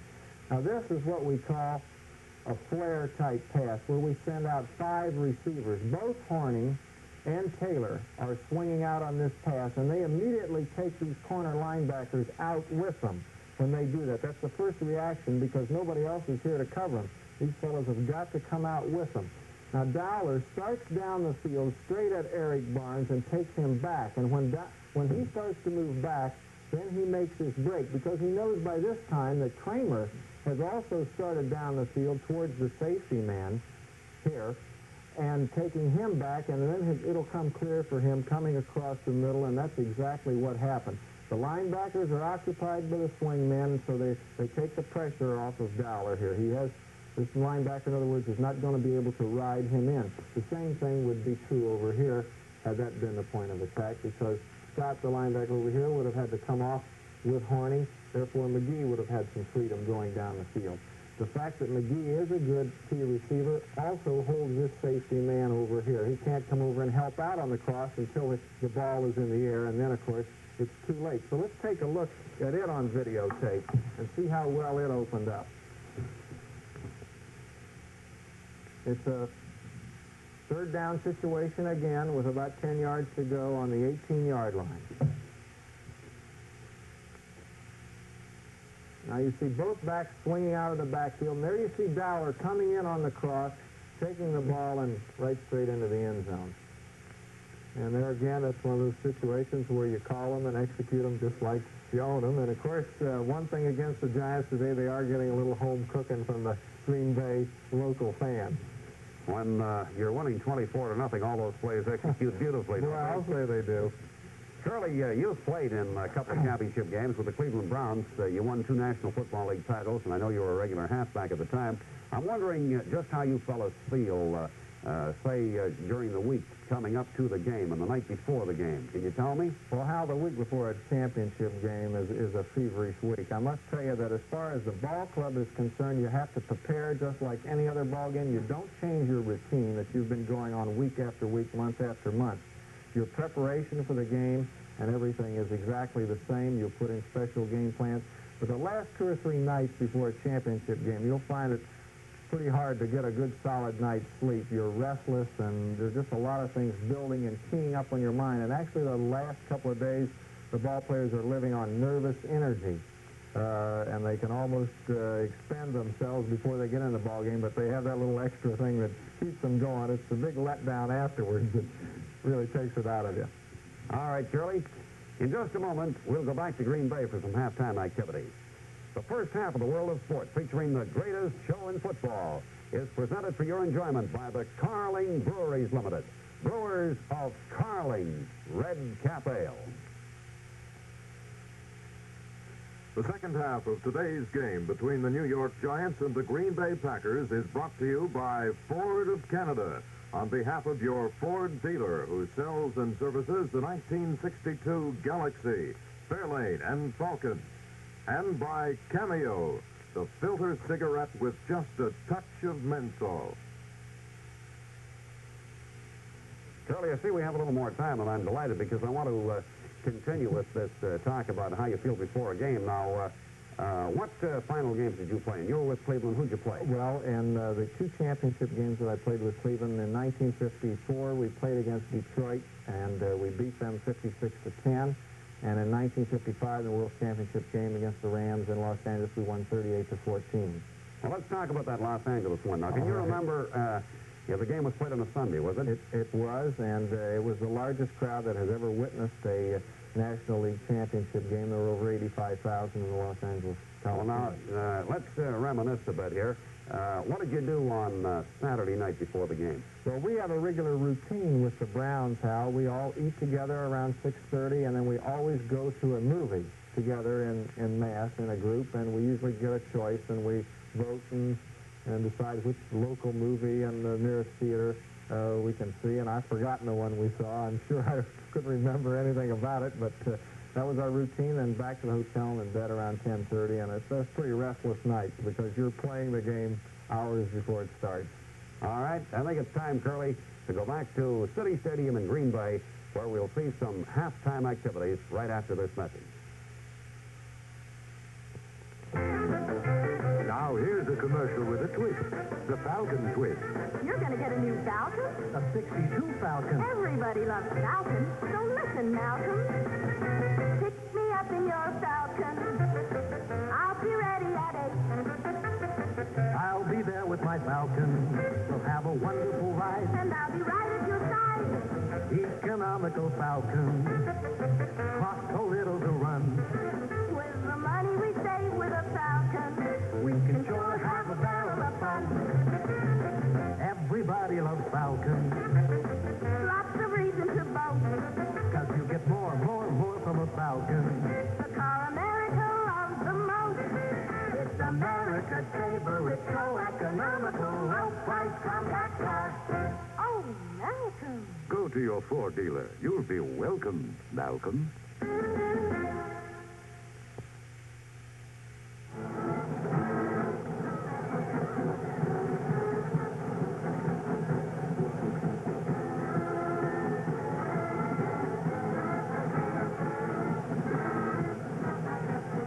Now the leg down with Bewitched and the Paso Del Play arrangement.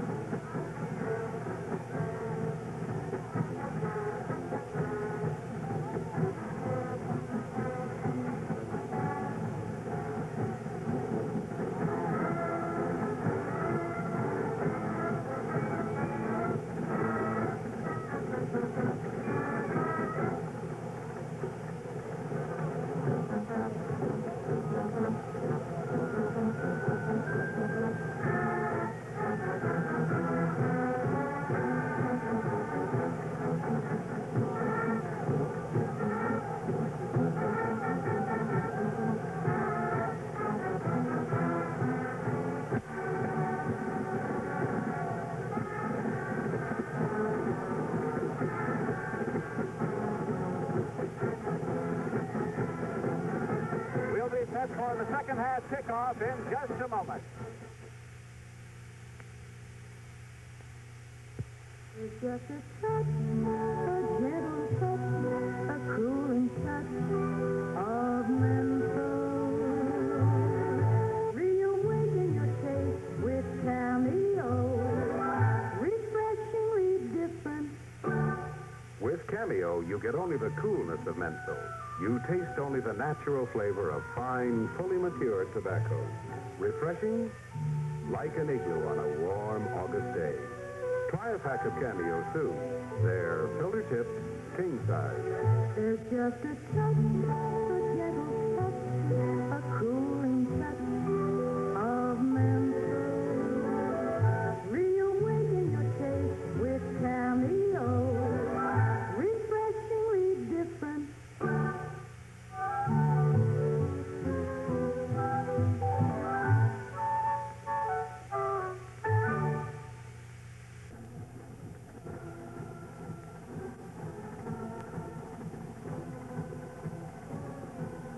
And while the Lake Band is completing its halftime show here, and a very fine halftime performance it is, perhaps we should explain for the benefit of fans who have been sending a few wires here about the manner in which the Green Bay Packers got the ball on the 20-yard line just before the end of the first half. The line of scrimmage was the 6, and Gators overthrew Kyle Rote in the end zone, and the ball was thrown out to the 20 in the National Football League.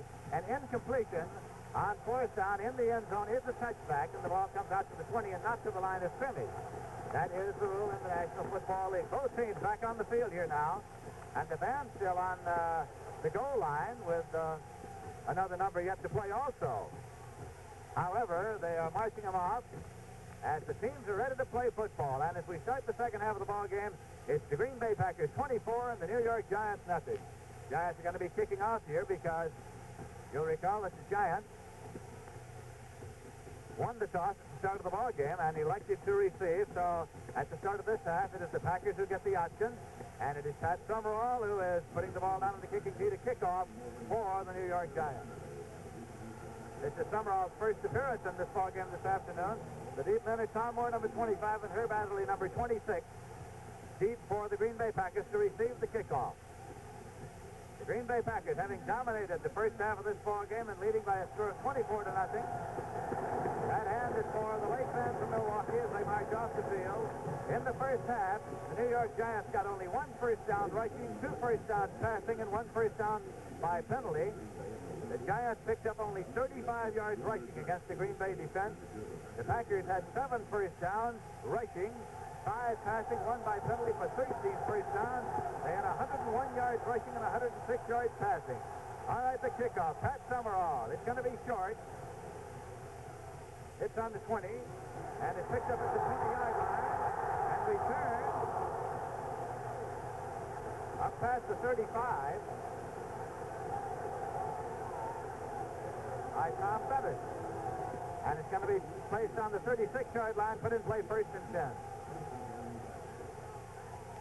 So now the Green Bay Packers have the ball, first and 10, and they have it on their own 36-yard line. They lead by a score of 24-0.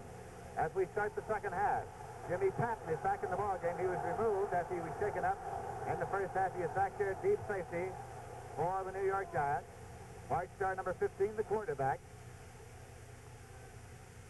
Is it off to Paul Horning. Rosie Greer, number 76, coming over on the tackle. And Joe Morrison, number 40. Paul Horning, number 5. They've got a great deal of action carrying that football in the first half. Picked up only 1 yard here. So it is second down and 9 as the ball moves to the 37-yard line.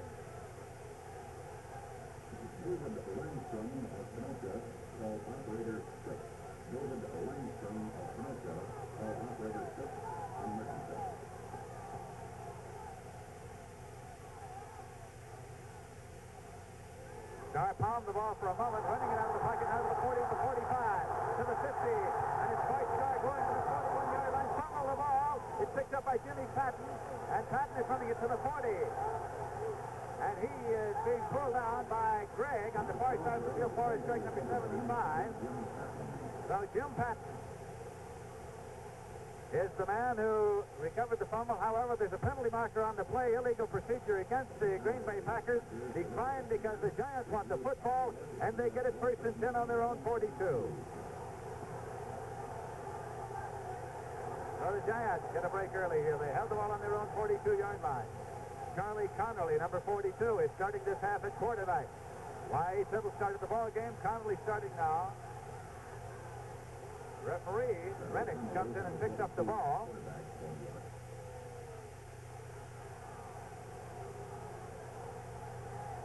Goes it across the field. He has called time, being followed by the Green Bay Packers over. The head linesman Heiberger. Heiberger's number 48 there. The referee is George Rennick, number 52. So what have we here? Illegal procedure, he said, was the call. That's Kyle Rote, number 44. Co-captain of the New York Giants up there. An explanation, and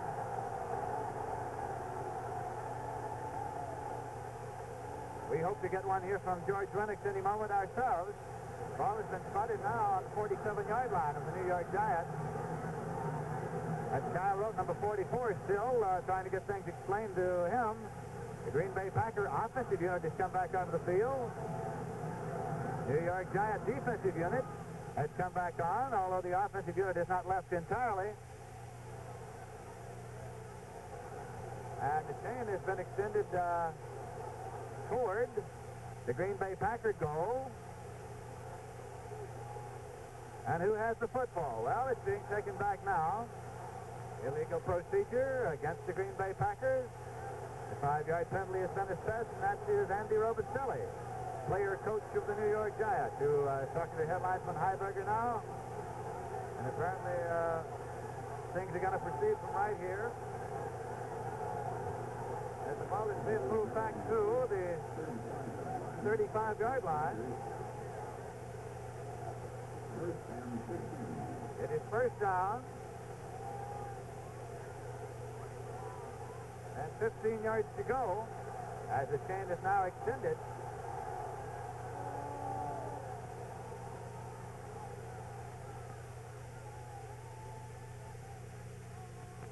All right, this is Paul Horning. That's Thurston out in front. He cuts his back. 45-yard line. Huff and Robicelli. Huff, number 70. Robicelli, number 81. Coming over on the tackle. So the ball is on the 45-yard line. That will make it 2nd down and 5 yards to go.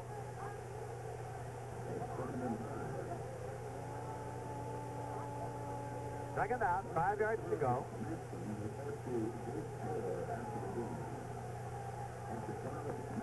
He is left, Dollar is right.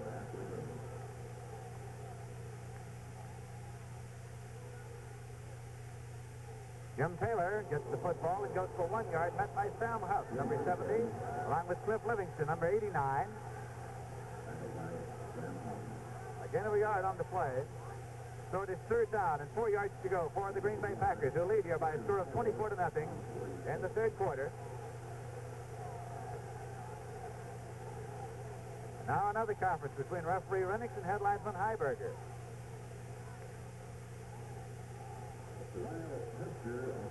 This is over what down it is. It says 3rd.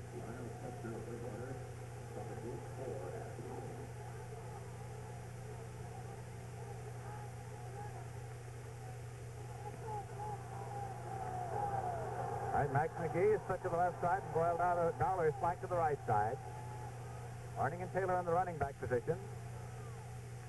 And Starr slipped down as he started back, hung a cleat, passes out into the flat, gets rid of it. It's an incompleted pass. Max McGee, the man for whom it was intended. Dick Lynch was covering him, so now it is 4th and 4 at the 46-yard line.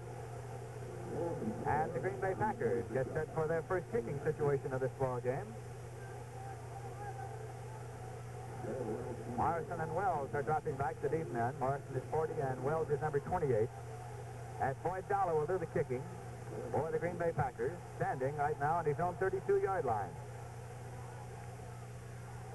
Bobbles it for a moment. It's partially blocked. Turning around. Picked it up. And he fumbles it. And the Giants have recovered it. It is the Giants on the football.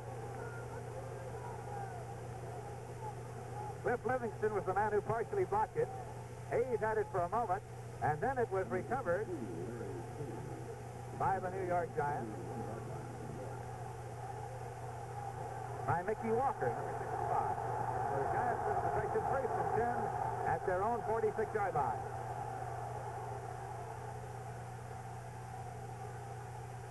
Connolly has the football. He is swinging it out to Webster. Webster cannot get away from Willie Davis, number 87. And so Davis, number 87, was helped from Tom Bettis, number 65. Pulled him down.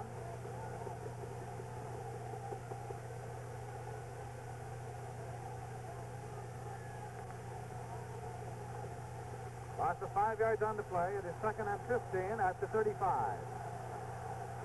Del Schaffner splits part of the left side. Cal Roach back to the right side. It's a draw play, and again it's losing yardage. Alex Webster carried on the draw as Connolly came back and handed it off. That one loses 4 yards back to the 31-yard line. So it's 3rd and 19 now at the 31-yard line.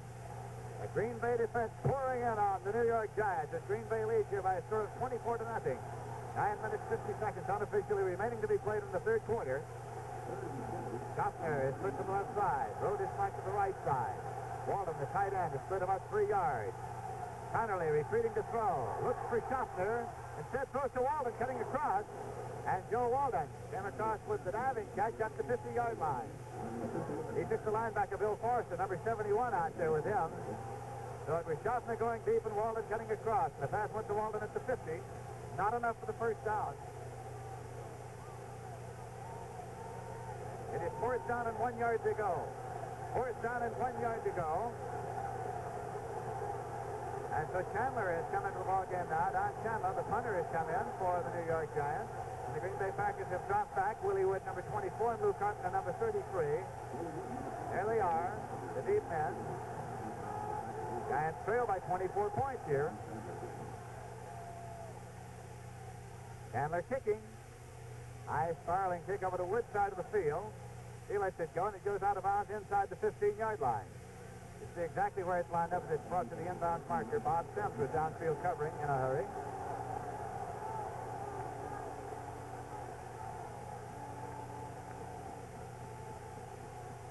And so the Green Bay Packers have the football. They have it at their own 14.5-yard line. We'll call it the 14 to start this series.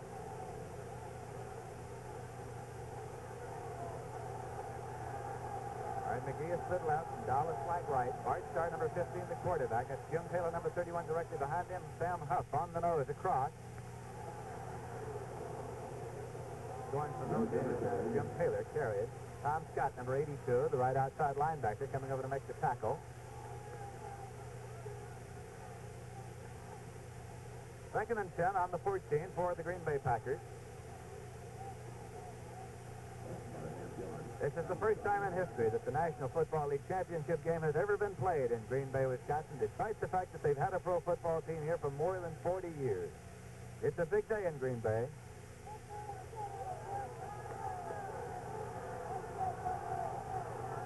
He left, Dollar right.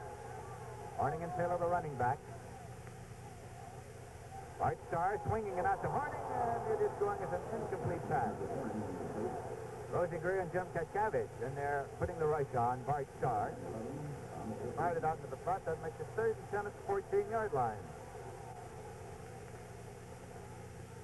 These Green Bay Packers are community-owned, incidentally, and now Taylor is coming out of the ball game and getting a hand.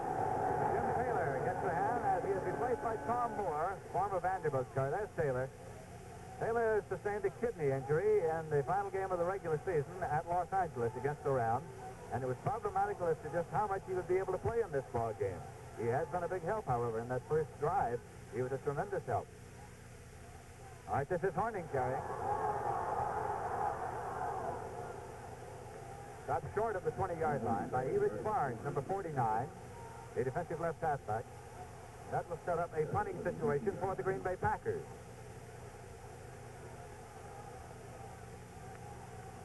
4th and 5 at the 19-yard line.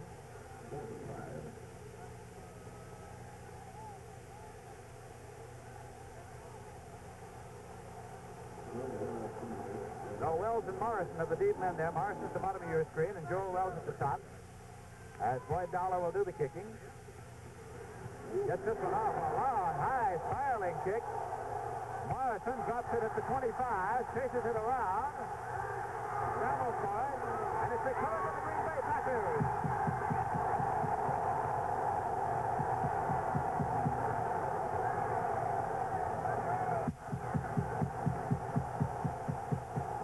Forrest Gregg has recovered the fumble. Forrest Gregg, number 75.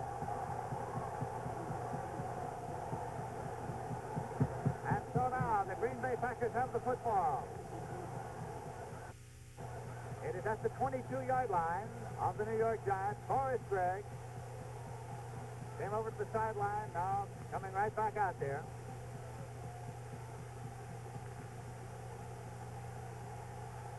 So the Packers are in possession, 1st and 10.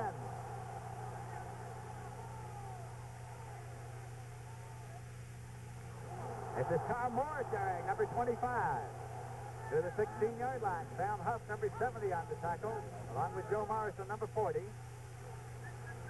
Green Bay Packers leading by 24 points and driving here.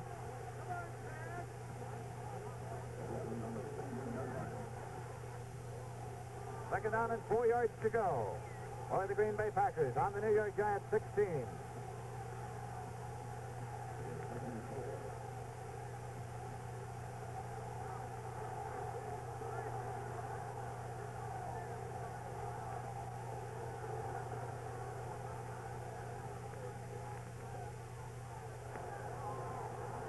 Paul Harney picked up about 1 yard to the 15.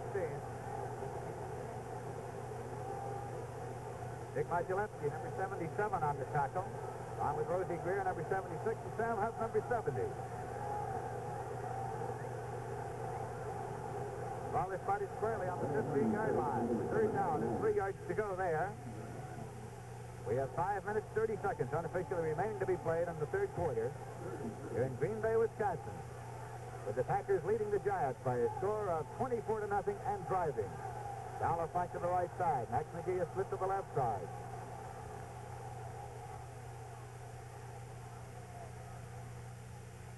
White Star has the ball, throwing, and it is incomplete into the hands of Erich Barnes, who bounces the ball on the turf. Erich Barnes, number 49, Giants defensive left halfback. Pass was intended for Paul Harding, who was swinging by him. But it simply goes as an incomplete pass. 4th and 3. And the field goal unit has come onto the field now for the Green Bay Packers. Starr will hold, and Horning will kick, and it'll leave from the 21-yard line. Second, the 22-yard line now.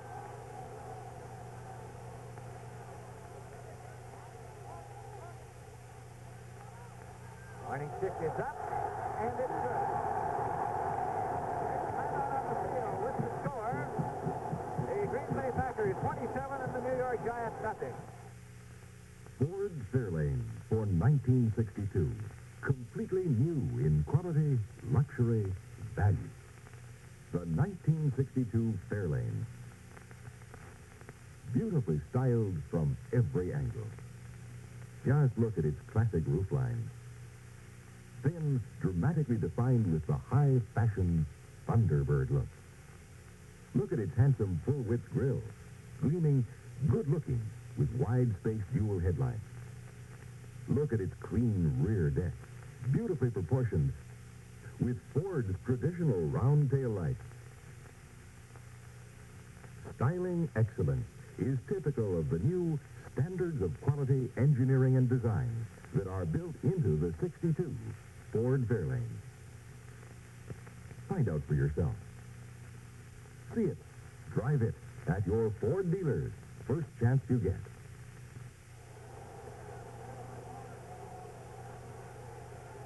This is Lindsey Nelson with Chris Schenkel in Green Bay, Wisconsin, and right now you're going to see Ben Agajanian kick off for the Green Bay Packers, who have just kicked the field goal. Paul Horning did to run it up to 27-0. These men are Wells and Gators. As the kickoff is sailing back and into the end zone and all the way out of the end zone. So it's a touchback to be put in play on the 20-yard line. If you are as confused as we have been by that penalty a moment ago and the placement of the ball, well, we've been trying to check around and find out. Chris Schenkel, what have you found out? Well, other than the fact that a great deal of excitement has been generated by the fine play of the Packers, everything now is a little bit confused. Some people thinking that the Packers had 5 downs, including the penalty, that apparently was a motion penalty back at the 35-yard line. So we're trying to check further, and when we get the word, we'll give it right to you. Lindsey Nelson. This is Charlie Conley retreating to throw the screen pass. He gets it out to Webster. Webster's being hauled out from behind by Henry Jordan, number 74 from Virginia. Webster moving it up to the 25-yard line. Again, a 5 yards on the play. The situation we're discussing is the fact that it was 2nd and 9 for the Packers on the 37. They drew the penalty, a 5-yard penalty, and then it was set up as 1st and 15. And they ran 4 more plays. And that is the situation being muchly discussed around the press box and around here right now. All right, Charlie Conley, quarterback in there for the Giants. Intended for Walden, it's incomplete. Joe Walden, number 80, the man for whom it is intended. Dan Curry, number 58, the corner linebacker, taking him out there. Bill Schaffner had gone deep that time for the New York Giants. And like it's 3rd and 5 on the 25. This ball game has been dominated entirely by the Green Bay Packers here this afternoon on their home field. This stadium was opened in 1957. Phil King, number 24, is in their quarterback now, and Webster has gone out for the New York Giants. That is Chuckton Charlie Conley, 40 years old, from Mississippi. Running out of the pocket and throwing incomplete, intended for Phil King, number 24. Willie Davis, number 87, was pouring in there on him and running out of the pocket. That sets up a punting situation, 4th and 5 for the Giants. Don Chandler comes in to do the kicking. And the Green Bay Packers drop back. Willie Wood and Lou Carpenter. Wood at the top of your screen, number 24, and Lou Carpenter at the bottom, number 33. Don Chandler, number 34, to do the punting for the New York Giants. Approximately 4 minutes remaining to be played in the 3rd quarter. Chandler sails it out of there. Fair catch call for by Wood. Willie Wood at the 42, call for the fair catch. And Joel Wells bumped him right there. So it's a 15-yard penalty. He called for the fair catch, and you cannot touch him under those circumstances. But he was bumped, and so now the Green Bay Packers have it 1st and 10 at the 43-yard line of the New York Giants.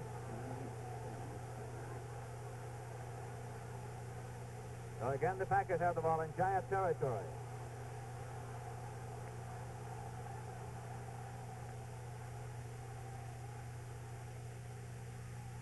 He hits Dowler at the 40-yard line. Here it's Barnes. Bulldog out of bounds. Between the 30 and 35. Biff Livingston and Sam Huff lending assistance there. There's Boyd Dowler, number 86. Dowler was quarterback in Colorado in college.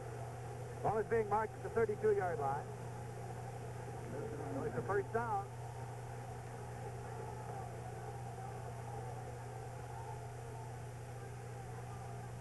Across the way, you can see Y.A. Tittle warming up for the Giants. That's Tittle at the top of your screen throwing up there.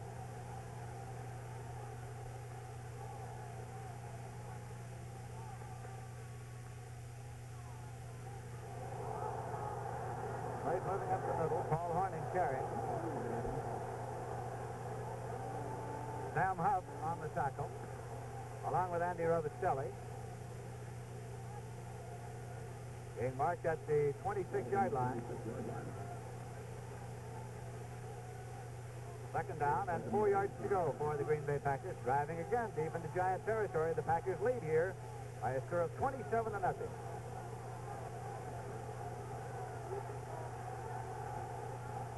Tom Moore and Paul Hornung in the running back positions. Bart Starr, number 15, is the quarterback.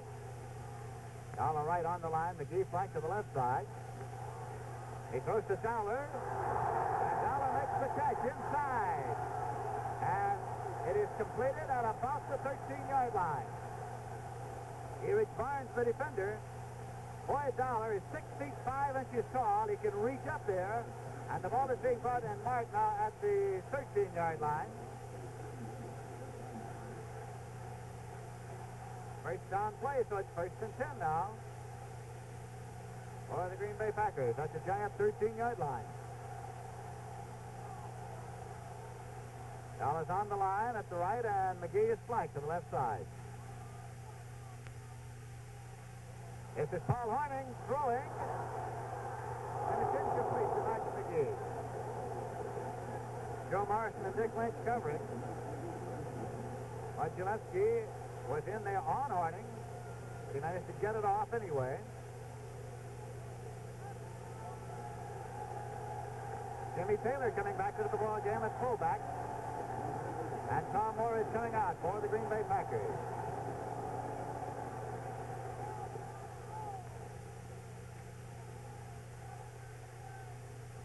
Taylor was an All-American at LSU, 1957. That was Billy Cannon's sophomore year at LSU, but the big ball player on that team was this Jimmy Taylor. All right, Starr is retreating to throw. Throws to Kramer, and it's a touchdown! Ron Kramer! That was Joe Morrison that he went around, and Kramer slipped out on the ice off in the corner.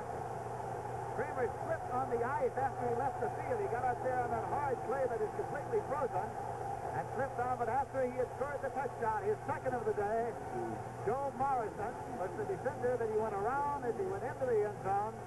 And now it's Paul Hornung to kick on the conversion attempt. It is up. And it's good. Offside against the Giants at that point was refused because it is good, and there's timeout on the field with the score of the Green Bay Packers 34 and the New York Giants nothing. It's just a touch, a gentle touch, a cooling touch of menthol. Reawaken your taste with Cameo, refreshingly different. With Cameo, you get only the coolness of menthol. You taste only the natural flavor of fine, fully matured tobaccos. Refreshing, like a snowfall in summer. Try a pack of Cameo soon. They're filter tips, king size. There's just a touch, a gentle touch, a cooling touch of menthol. Reawaken your taste with Cameo, refreshingly different.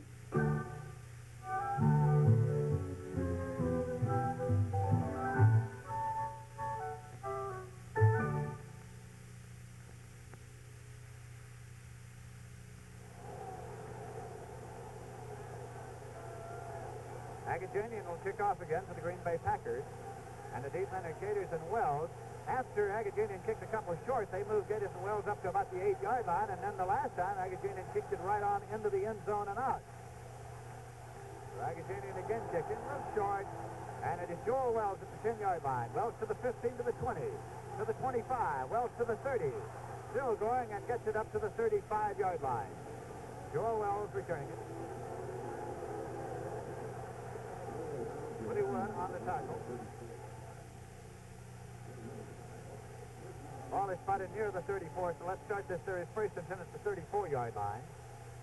And Y.A. Tittle is back in at quarterback for the New York Giants. Tittle started the ball game.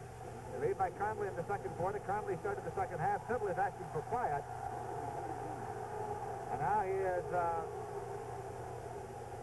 talking to the referee, and he is going to call him back in the huddle.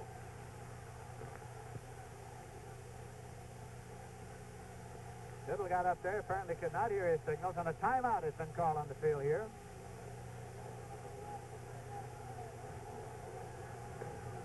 The New York Giants trailing in this ball game by 34 points. Now they're set to go as the clock will be started again. Del Schaffner split to the left side. Kyle Roach flank to the right side. Bob Gators is the left halfback. And he hits Roach.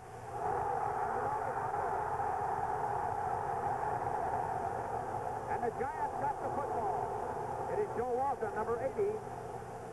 Roach took the pass, fumbled, and Walton recovered. And so the Giants retain possession at their own 48-yard line, 1st and 10.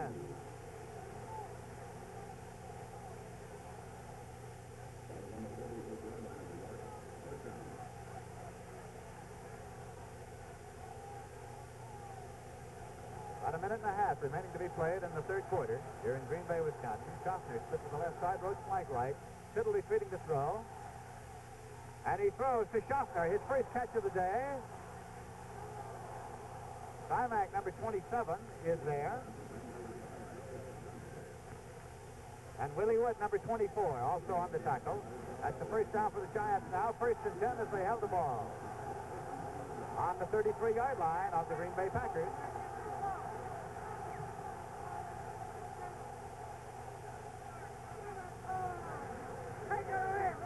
Up until that moment, Jesse Whitman has been doing a fine job of covering Del Schaffner out here this afternoon.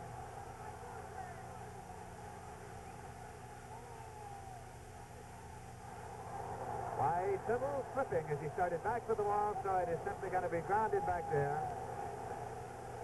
Schaffner had gone deep. He was the deep man.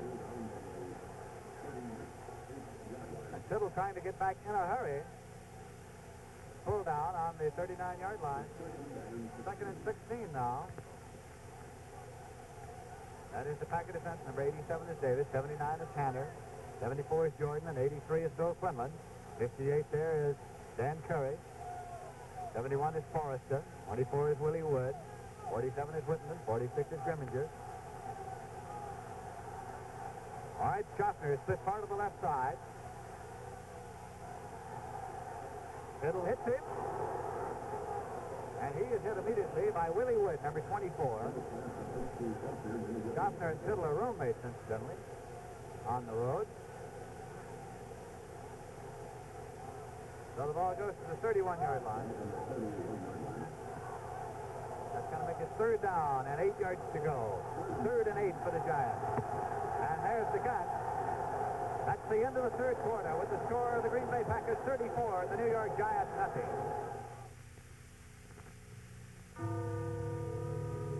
Quiet. Quiet as midnight. Quick. Quick as a minute. That's the essence of Galaxy. This shining new Galaxy by Ford. Its thrust is pure Thunderbird, up to 401 horsepower. A 62 Galaxy now outperforms America's most expensive luxury cars.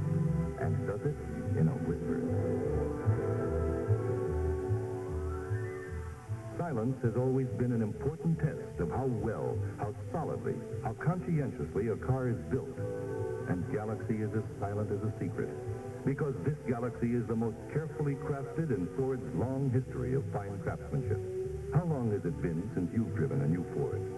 Try one soon. For something wonderfully quick, something wonderfully quiet has happened. Drive this new Galaxy soon at your Ford dealers.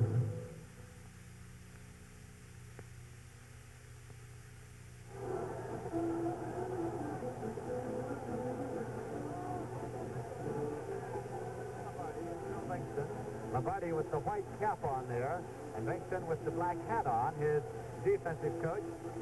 And across the way, Al Sherman, the rookie coach of the New York Giants and coach of the year in the National Football League.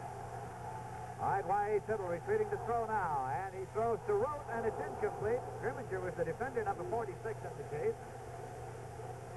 So that is going to make it 4th down and 8 yards to go for the New York Giants. Incidentally, Jack Stroud is now playing offensive right tackle in place of Larson. And Mickey Walker, number 65, is playing the right guard position. That is for the New York Giants. Stroud can be used interchangeably at guard or tackle. All right, the Giants trail by 34 points. This is 4th and 8 at the 31-yard line. Tittle, Gators, King, and Rote in the backfield. Now they move King up into the slot as they widen Walton out. Little retreating, and he catches Henry Jordan 79. Bill Quinlan, number 83, pulled him down. That was fourth down, so the ball goes over. First and 10 for the Green Bay Packers on their own 40-yard line.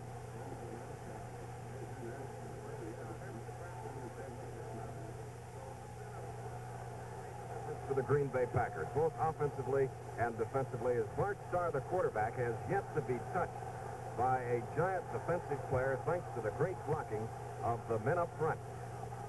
All right, Chris Schenkel, there is Starr, number 15. Gives it off to Paul Horning. Horning is hit at the line of scrimmage by Jim Katkavich, number 75, and Nick Mochulevsky, number 77. That's Sam Huff, number 70 in there.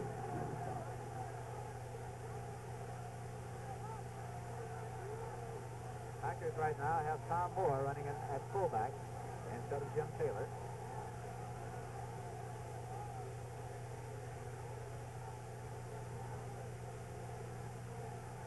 Green Bay Packers, who won the Western Conference Championship last year but lost to the Philadelphia Eagles in the championship game. They repeated as Western Conference champs this year, and they're leading in the championship game over the Giants, 34-0 in the final quarter. Here's a quick pitch to Tom Moore. Can't go, and he's being still back on the 35-yard line. Dick Lynch, number 22, Sam Huff, number 70, coming in to make the tackle. Tom Scott, number 82 there. So there's a loss of 5 yards on that play, make it 3rd and 15. And here comes Jim Taylor onto the field for the Green Bay Packers, number 31. Racing into the huddle, and Tom Moore is coming on. It is the depth of the Green Bay Packers that brought them home well ahead of the pack this season, because with their Army losses and with their injuries, had they not had the depth, they might have been in bad trouble. But they were able to send men like Tom Moore right into that lineup and feel the damage hardly at all. It was Horning carrying. And Horning goes up to the 48-yard line on the pass from Bart Starr. Jim Patton and Sam Huff on the tackle, and that is Huff still on the ground.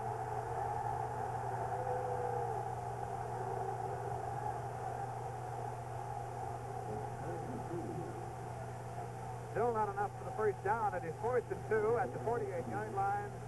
Wells and Morrison are deep for the Giants as Dowling goes into punt formation for the Green Bay Packers.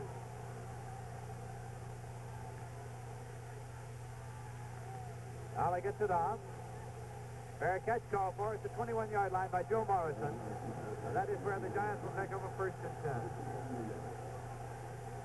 12 minutes, 22 seconds unofficially remaining to be played in this National Football League Championship game in Green Bay, Wisconsin. The Green Bay Packers were first organized as a pro football team by Curly Lambeau back in 1919. The Indian Packing Company was touched for $500 to pay for the sweaters and the stockings. In return, the team was called the Packers. Well, the Indian Packing Company has long since gone by the board, but the Packers survive and prosper. Y.A. Tittle running the attack now, number 14 for the New York Giants. Throws a long pass to Schaffner. Whitten has the football. Jesse Whitten is intercepted, and Schaffner is riding along his back to pull him down. You saw Trimac, number 27, get into the act. The spot is going to be marked where the interception occurred, and the Green Bay Packers take over at their own 38-yard line. Ladies and gentlemen, I doubt if anybody will see a better game played by an individual team than the Green Bay Packers are showing to millions on television, and a record Green Bay crowd right here today of 39,029 paid. The largest crowd here at Green Bay because of the addition of temporary seats here in this Bay City. All right, Chris Schenkel, Green Bay in charge again at Bart Starr, number 5. He's calling starting signals. Throws the quick pop pass to Dollar, and he dropped it. He was popped immediately by Erich Barnes, number 49. And Sam Huff, number 70, both jumping in there. That is Huff, number 70, you see right there. Goes as an incomplete pass, 2nd and 10 now for the Packers at the 38-yard line. If you like success stories, take a look at Bart Starr, the quarterback of Green Bay when he comes up here. He was quarterback on an Alabama football team that lost every game of the season. He wasn't drafted until the 17th round. He broke in on the Tobin Road, had to fight off Babe Perilli and Lamar McCann to get this job. He got it for good this year and has brought him home a winner. Bart Starr, number 15, from Montgomery, Alabama. This is Tom Moore, number 25, carrying. Sam Huff, number 70, and Joe Morrison, number 40, on the tackle. It's at the 41-yard line.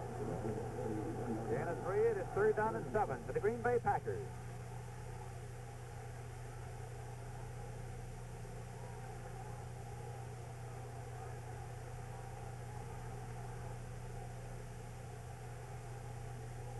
McGee left and Dollar right.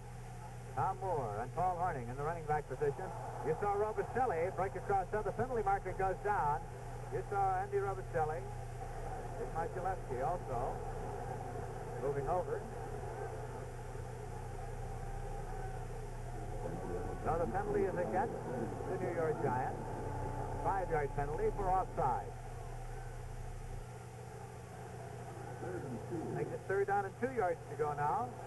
For the Packers at their own 46-yard line.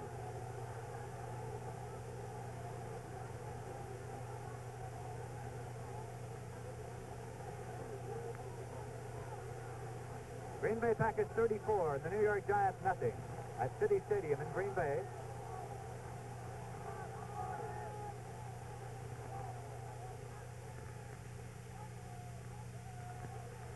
This is Paul Horning going for enough to get the first down and into Giant territory. Sam Huff and Dick Marchulewski on the tackle, along with Cliff Livingston, number 89. Ball is being spotted at the 47-yard line. 1st and 10 for the Green Bay Packers in Giant territory.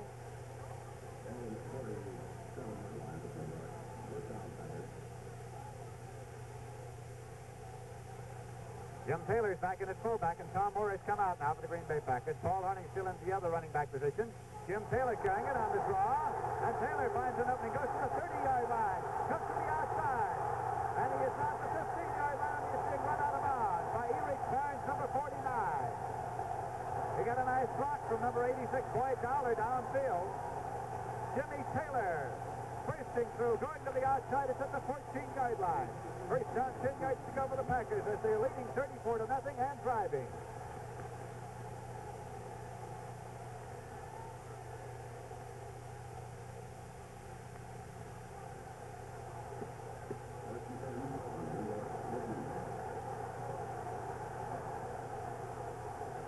Boyd Dowler's on the line to the right flank, and Max McGee is flanked to the left. This is Paul Horning. He runs into half the white jerseys on the far side. Dick Lynch came up there. Jim Katchavich, Sam Huff.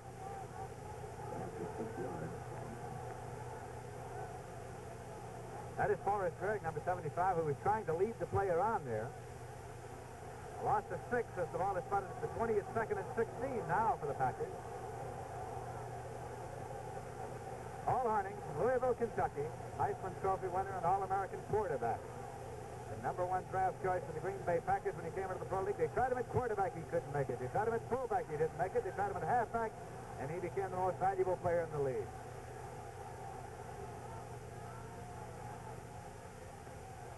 Carr swinging it out to Paul Horning. Clockers out in front on the screen. Horning going to the 12-yard line. Marchulewski coming up on the tackle along with Joe Morrison, number 40. Marchulewski's number 77. He's an All-American in Maryland. Ball is at the 12-yard line. It gets 3rd down and 8 yards to go for the Green Bay Packers.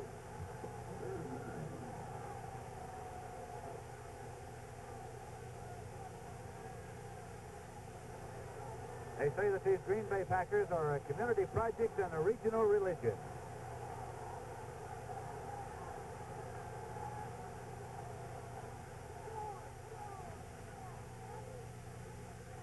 Bart Starr retreating, throwing to the corner, and it is incomplete. Intended for Ron Kramer, number 88. Joe Morrison covering over there.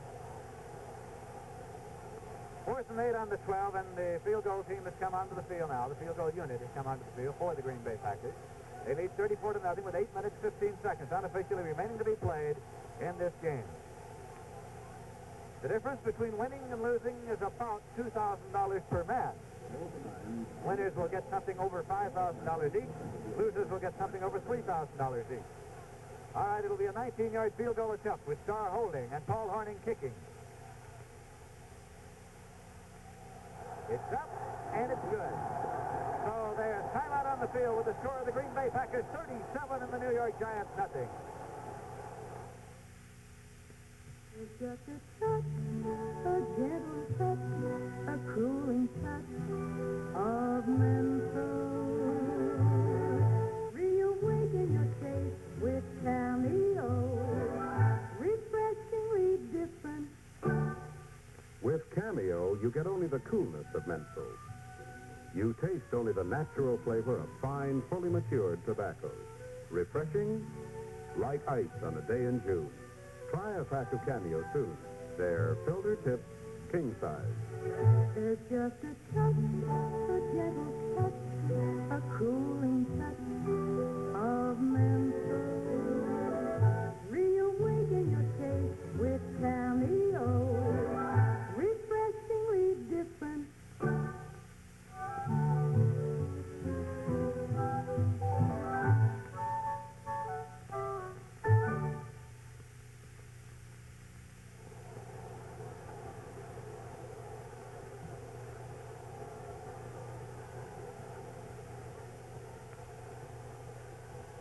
This is Lindsey Nelson with Chris Schenkel in Green Bay, Wisconsin. Ben Agajanian will kick off in the deep minute. Gators number 35 and Joel Wells number 28 as you see them from our ground level camera. Ben Agajanian, 42 years old, boots the ball. Gators on the 5-yard line. Gators to the 10 to the 15. Gators to the 20, skates a yard and goes to the 25 and is hit just across the 25-yard line. That'll be put in play at the 26. Willie Wood came up to make the tackle. Y.A. Tittle is going to run the attack now for the New York Giants. Giants have been shut out thus far this afternoon by the Green Bay Packers. Gators, Webster, Rote. And the ball is fumbled, recovered by the Giants. Back about the 22. As it is Gators who fell on the ball, number 35. As Tittle fell and dropped the ball as he did, it bounded around. He couldn't get to it. He couldn't move, so the ball is on the 22, a loss of 4. Second and 14.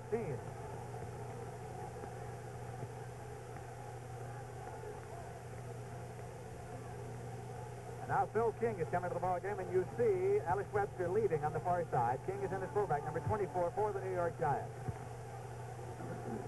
Del Schaffner split far to the left side. Rode his flank to the right side. And Y.A. Tittle retreats to throw. Throws to Schaffner. And that is Whittenden right on his back. Jesse Whittenden, number 47. That's Ray Nitschke, number 66. Willie Wood, number 24.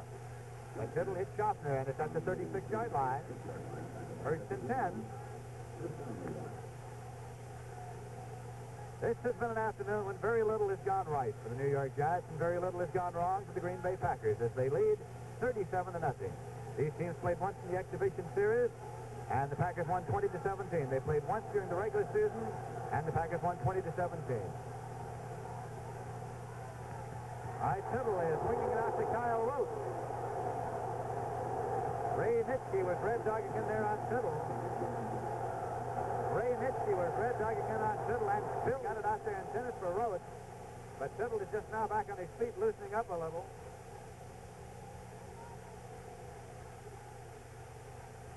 And now John Simak is coming out of the ball game, and Emlyn Tunnell is going in the secondary for the Green Bay Packers. Emlyn Tunnell, who saw a lot of years of great service with the Giants, has replaced Simak in the secondary.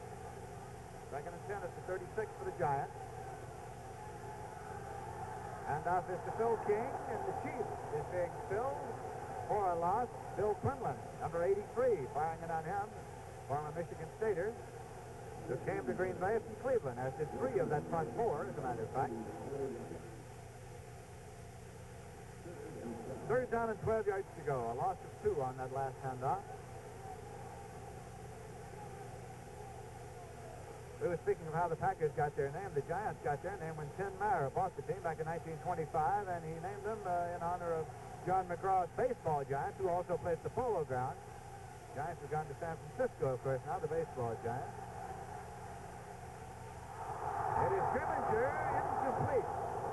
It was intended for Rote, and Grimminger sort of leaned over and tried to grab it and couldn't hang on. Grimminger's number 46.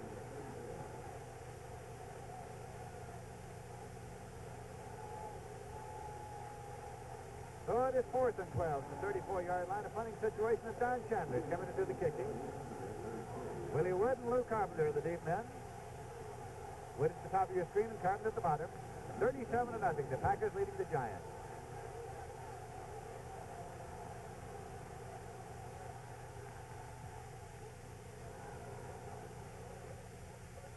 Now it's across the 30 to the 25. And it's going to be blown dead right there. That'll be 1st and 10 at the 25-yard line for the Green Bay Packers. As the Packers take over here at City Stadium, the Giants haplessly trying to avert a shutout. There have been very few in the history of the National Football League title game. In fact, the first started in Milwaukee in 1939 when the Green Bay Packers shut out the New York Giants 27-0. And the great Packers are doing it again here this afternoon. All right, Bart Starr's the quarterback. Tom Moore is in there at fullback right now. Here's the pitch to Moore. Turns the corner. Gets across the 30-yard line. Cliff Livingston, number 89, coming over on the tackle, along with Erich Barnes, number 49.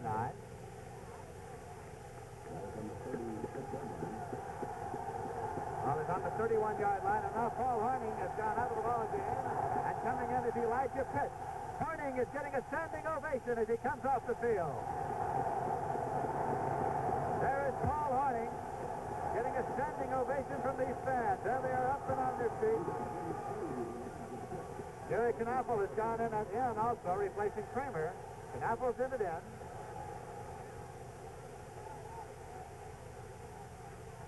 Second down and 4 yards to go. This is Moore finding a big hole. Gets all the way back to the secondary. Here is Barnes, number 49.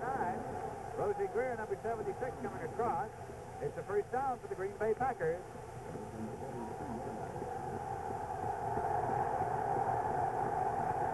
Now Max McGee has come off the field, and Max McGee is getting a big hand as he has come off here. There he is, number 85, Max McGee.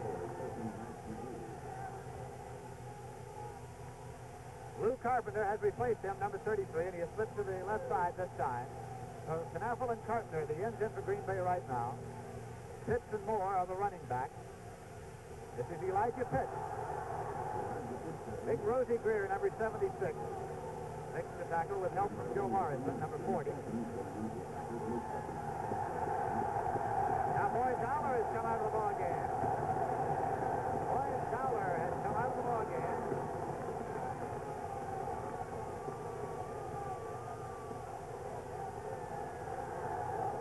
Lee Hawkins has come in now, replacing Dowler. Lee Hawkins, number 81.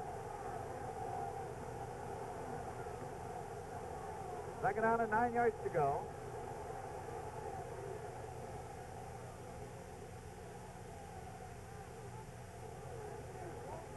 This is Pitts again. Balls across the 45-yard line. Andy Robicelli made the tackle. Now John Roach is going into the ball game. Roach is going into the ball game, and Bart Starr is coming out. Lift of the hand for Bart Starr.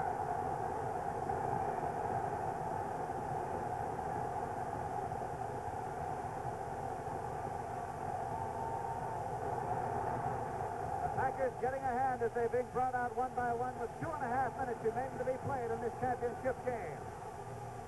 The Packer fans have waited 17 years for another championship. They will take full advantage of this New Year's Eve celebration. Pitch carrying, Sam Huff making the tackle. Help from Jim Katcavage. Ball is spotted on the 40-yard line. It is 4th and 12.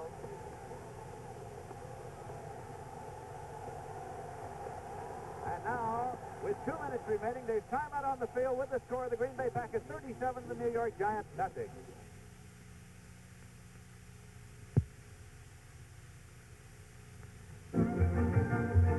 Montreal's colorful, bustling, crowded Bon Secours market, as seen by George Fair. Look at the narrow little streets. Hey, is that car actually going to drive through all those push carts, wagons, and people? Well, if any car can make it, this one can. It's the new 62 Ford Falcon. Watch how beautifully it handles. See that? That's Falcon maneuverability in action. Parking. Take your pick of the spot. Falcon fits where others won't. Trunk space? Falcon's got loads of it. 23.7 cubic feet to be exact. And the way Falcon looks, beautiful, neat, trim lines. Falcon goes up to 35 miles in a gallon of regular gas. Falcon goes up to 6,000 miles between oil changes. Falcon is at your Ford dealers now. The 62 Ford Falcon, Canada's best-selling compact.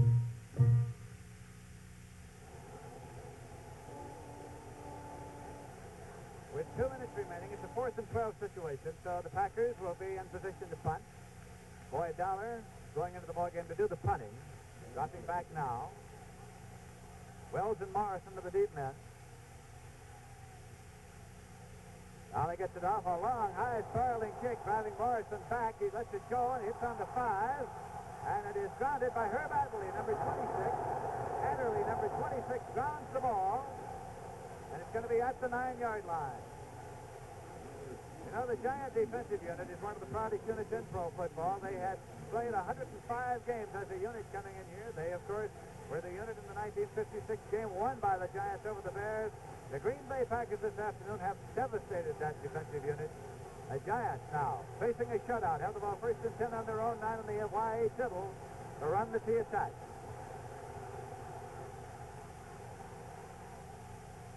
He gives it to Gators on a halfback draw, and he goes across the 11-yard line. He picks up only 2. So it is 2nd down and 8 yards to go for the New York Giants. 1 minute, 22 seconds unofficially remaining. This place will be a madhouse the moment that gun sounds ending this ball game. These fans have waited 17 years for a winner. They have waited more than 40 years for a championship in Green Bay. This is the first time the championship game has ever been played here. They will make the most of it, believe you me. This is Y.A. Tittle throwing to Del Schaffner, sideline pattern, incomplete. Whittenden covering. 3rd and 8 at the 11 as the incomplete pass, of course, stops the clock. Green Bay in one of its proudest moments right here, of course, leading by a score of 37-0 in the championship game. Pete Hall has come in replacing Kyle Rote now for the New York Giants. This town, of course, is rich in football tradition. They have starred names like Don Hudson and Arnie Herber and Cal Hubbard and Steve Sisfeld and Tony Canadeo. But none greater than this unit they have on the field right now here this afternoon. All right, shotgun formation for the Giants. First time this afternoon, direct pass situation. And so Tittle gets it back to throw. And he overthrew Hall, and it is intercepted on the far side by Adderley. Herb Adderley, number 26, the Michigan State Jitterbuggy. Going to the outside, halfway to the 20. Still going, and he gets to the 16-yard line. Herb Adderley intercepted. Mickey Walker made the tackle. And ladies and game for weeks to come, the praise can only be heaped on the great Green Bay Packers, and nothing in the way of praise can be said for the performance by the New York Giants today, as these two teams are meeting for the 4th time in championship play. And coming into it, the City Fathers were right when they renamed the city Titletown, USA, and the players have just as much confidence as the City Fathers. Titletown, USA it is. It's a happy day at Green Bay, and the Packers have the ball. 1st and 10 on the 16-yard line. They have Roach, the quarterback, 25 seconds unofficially remain to be played in this ball game. Roach simply keeps it on the quarterback sneak. Just about the line of scrimmage slipped down, and now they can let the clock run out if they wish. Andy Robicelli made that last tackle. The clock is running out, and they're going to let it run out. They're not making any attempt to huddle. The crowd is shuttered on the field. The players are shuttered from the dressing room. The gun is shouted. The ball game's over, and the Green Bay Packers have won the championship. Now watch from that house, seeing the Giants trying to get to the tunnel to get to the dressing room. They had started before the gun. The Green Bay Packers trying to get into that tunnel, too. Strangely enough, the announcement was made that the goalpost would be protected. Fans were asked not to try to tear them down, and this is about the quietest goalpost situation I have ever seen at the conclusion of a championship game, Chris. And ladies and gentlemen, Ellie Sherman was the first one across the field to congratulate Vince Lombardi, who has a sweet victory today after losing a heartbreaker in Philadelphia last year for the championship. And Vince Lombardi has most certainly a tremendous record as head coach in the National Football League. All the way today, and the Green Bay Packers were not kidding. Touchdown scored by Kramer twice, Dowler, Horning, Horning's 3 field goals, and what domination of professional football. Right, Chris, and that's the end of the game with the final score of the Green Bay Packers 37 and the New York Giants nothing. It's just a touch, a gentle touch, a cooling touch of menthol. Reawaken your taste with Cameo, refreshingly different. With Cameo, you get only the coolness of menthol.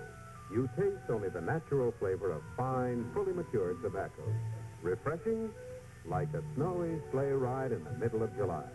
Try a pack of Cameo soon. They're filter tipped, king size. There's just a touch, a gentle touch, a cooling touch of menthol. Reawaken your taste with Cameo, refreshingly different.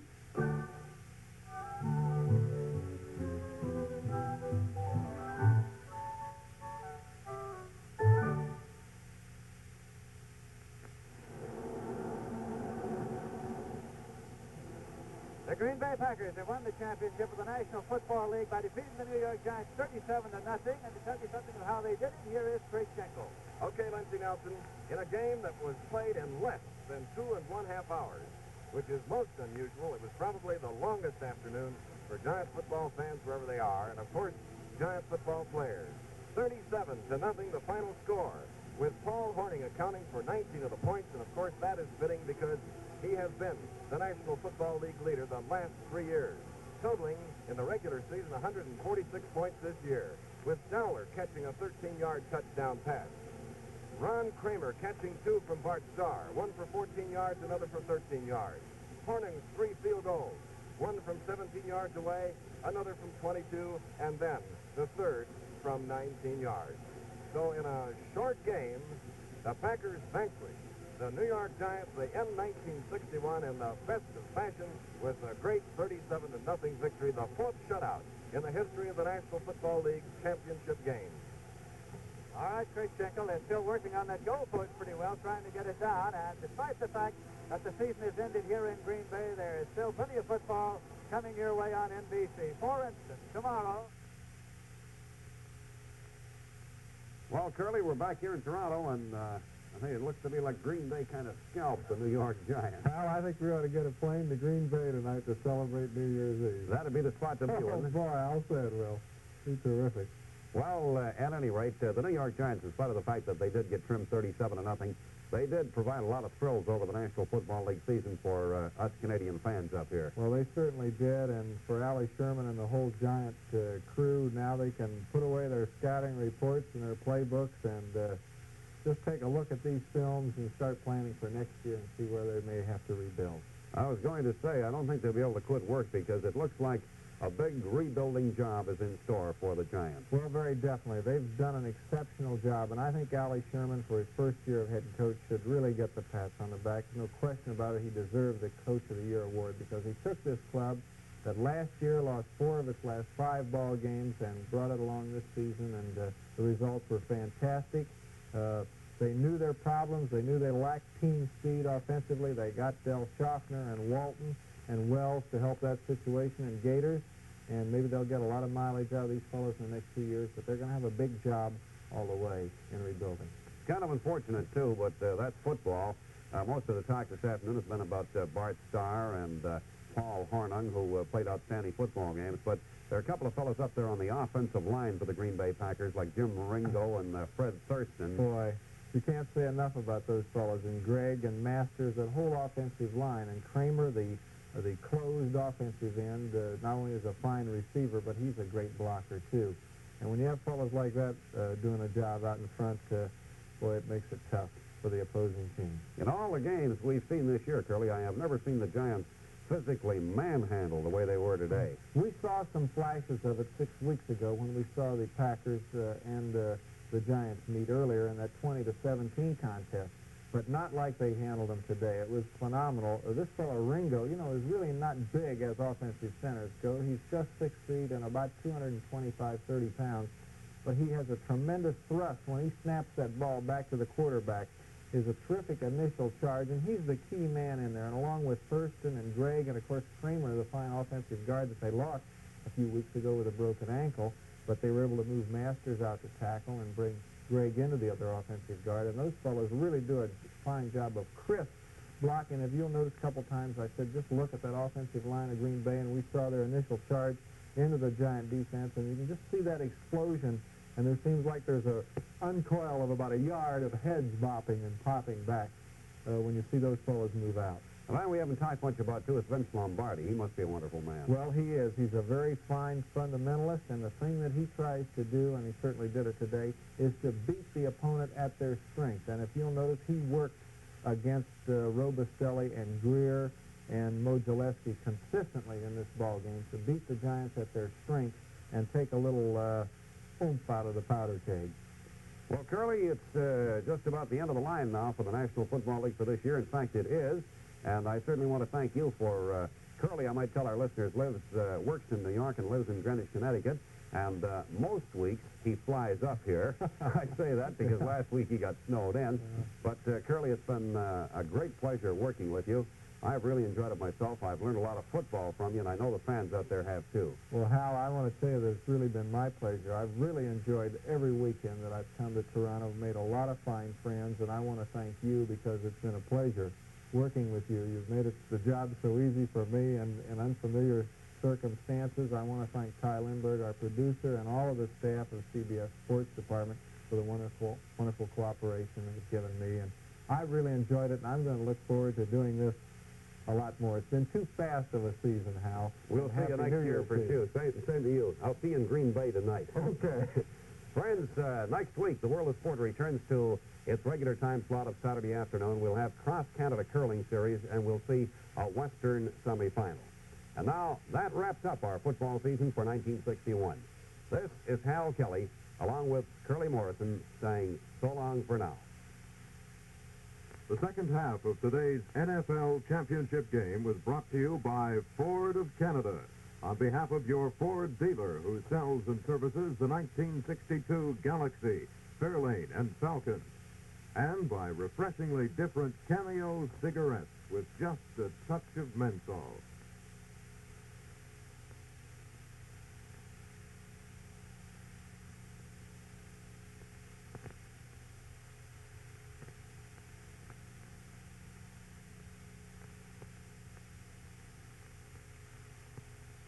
This is the CBC Television Network.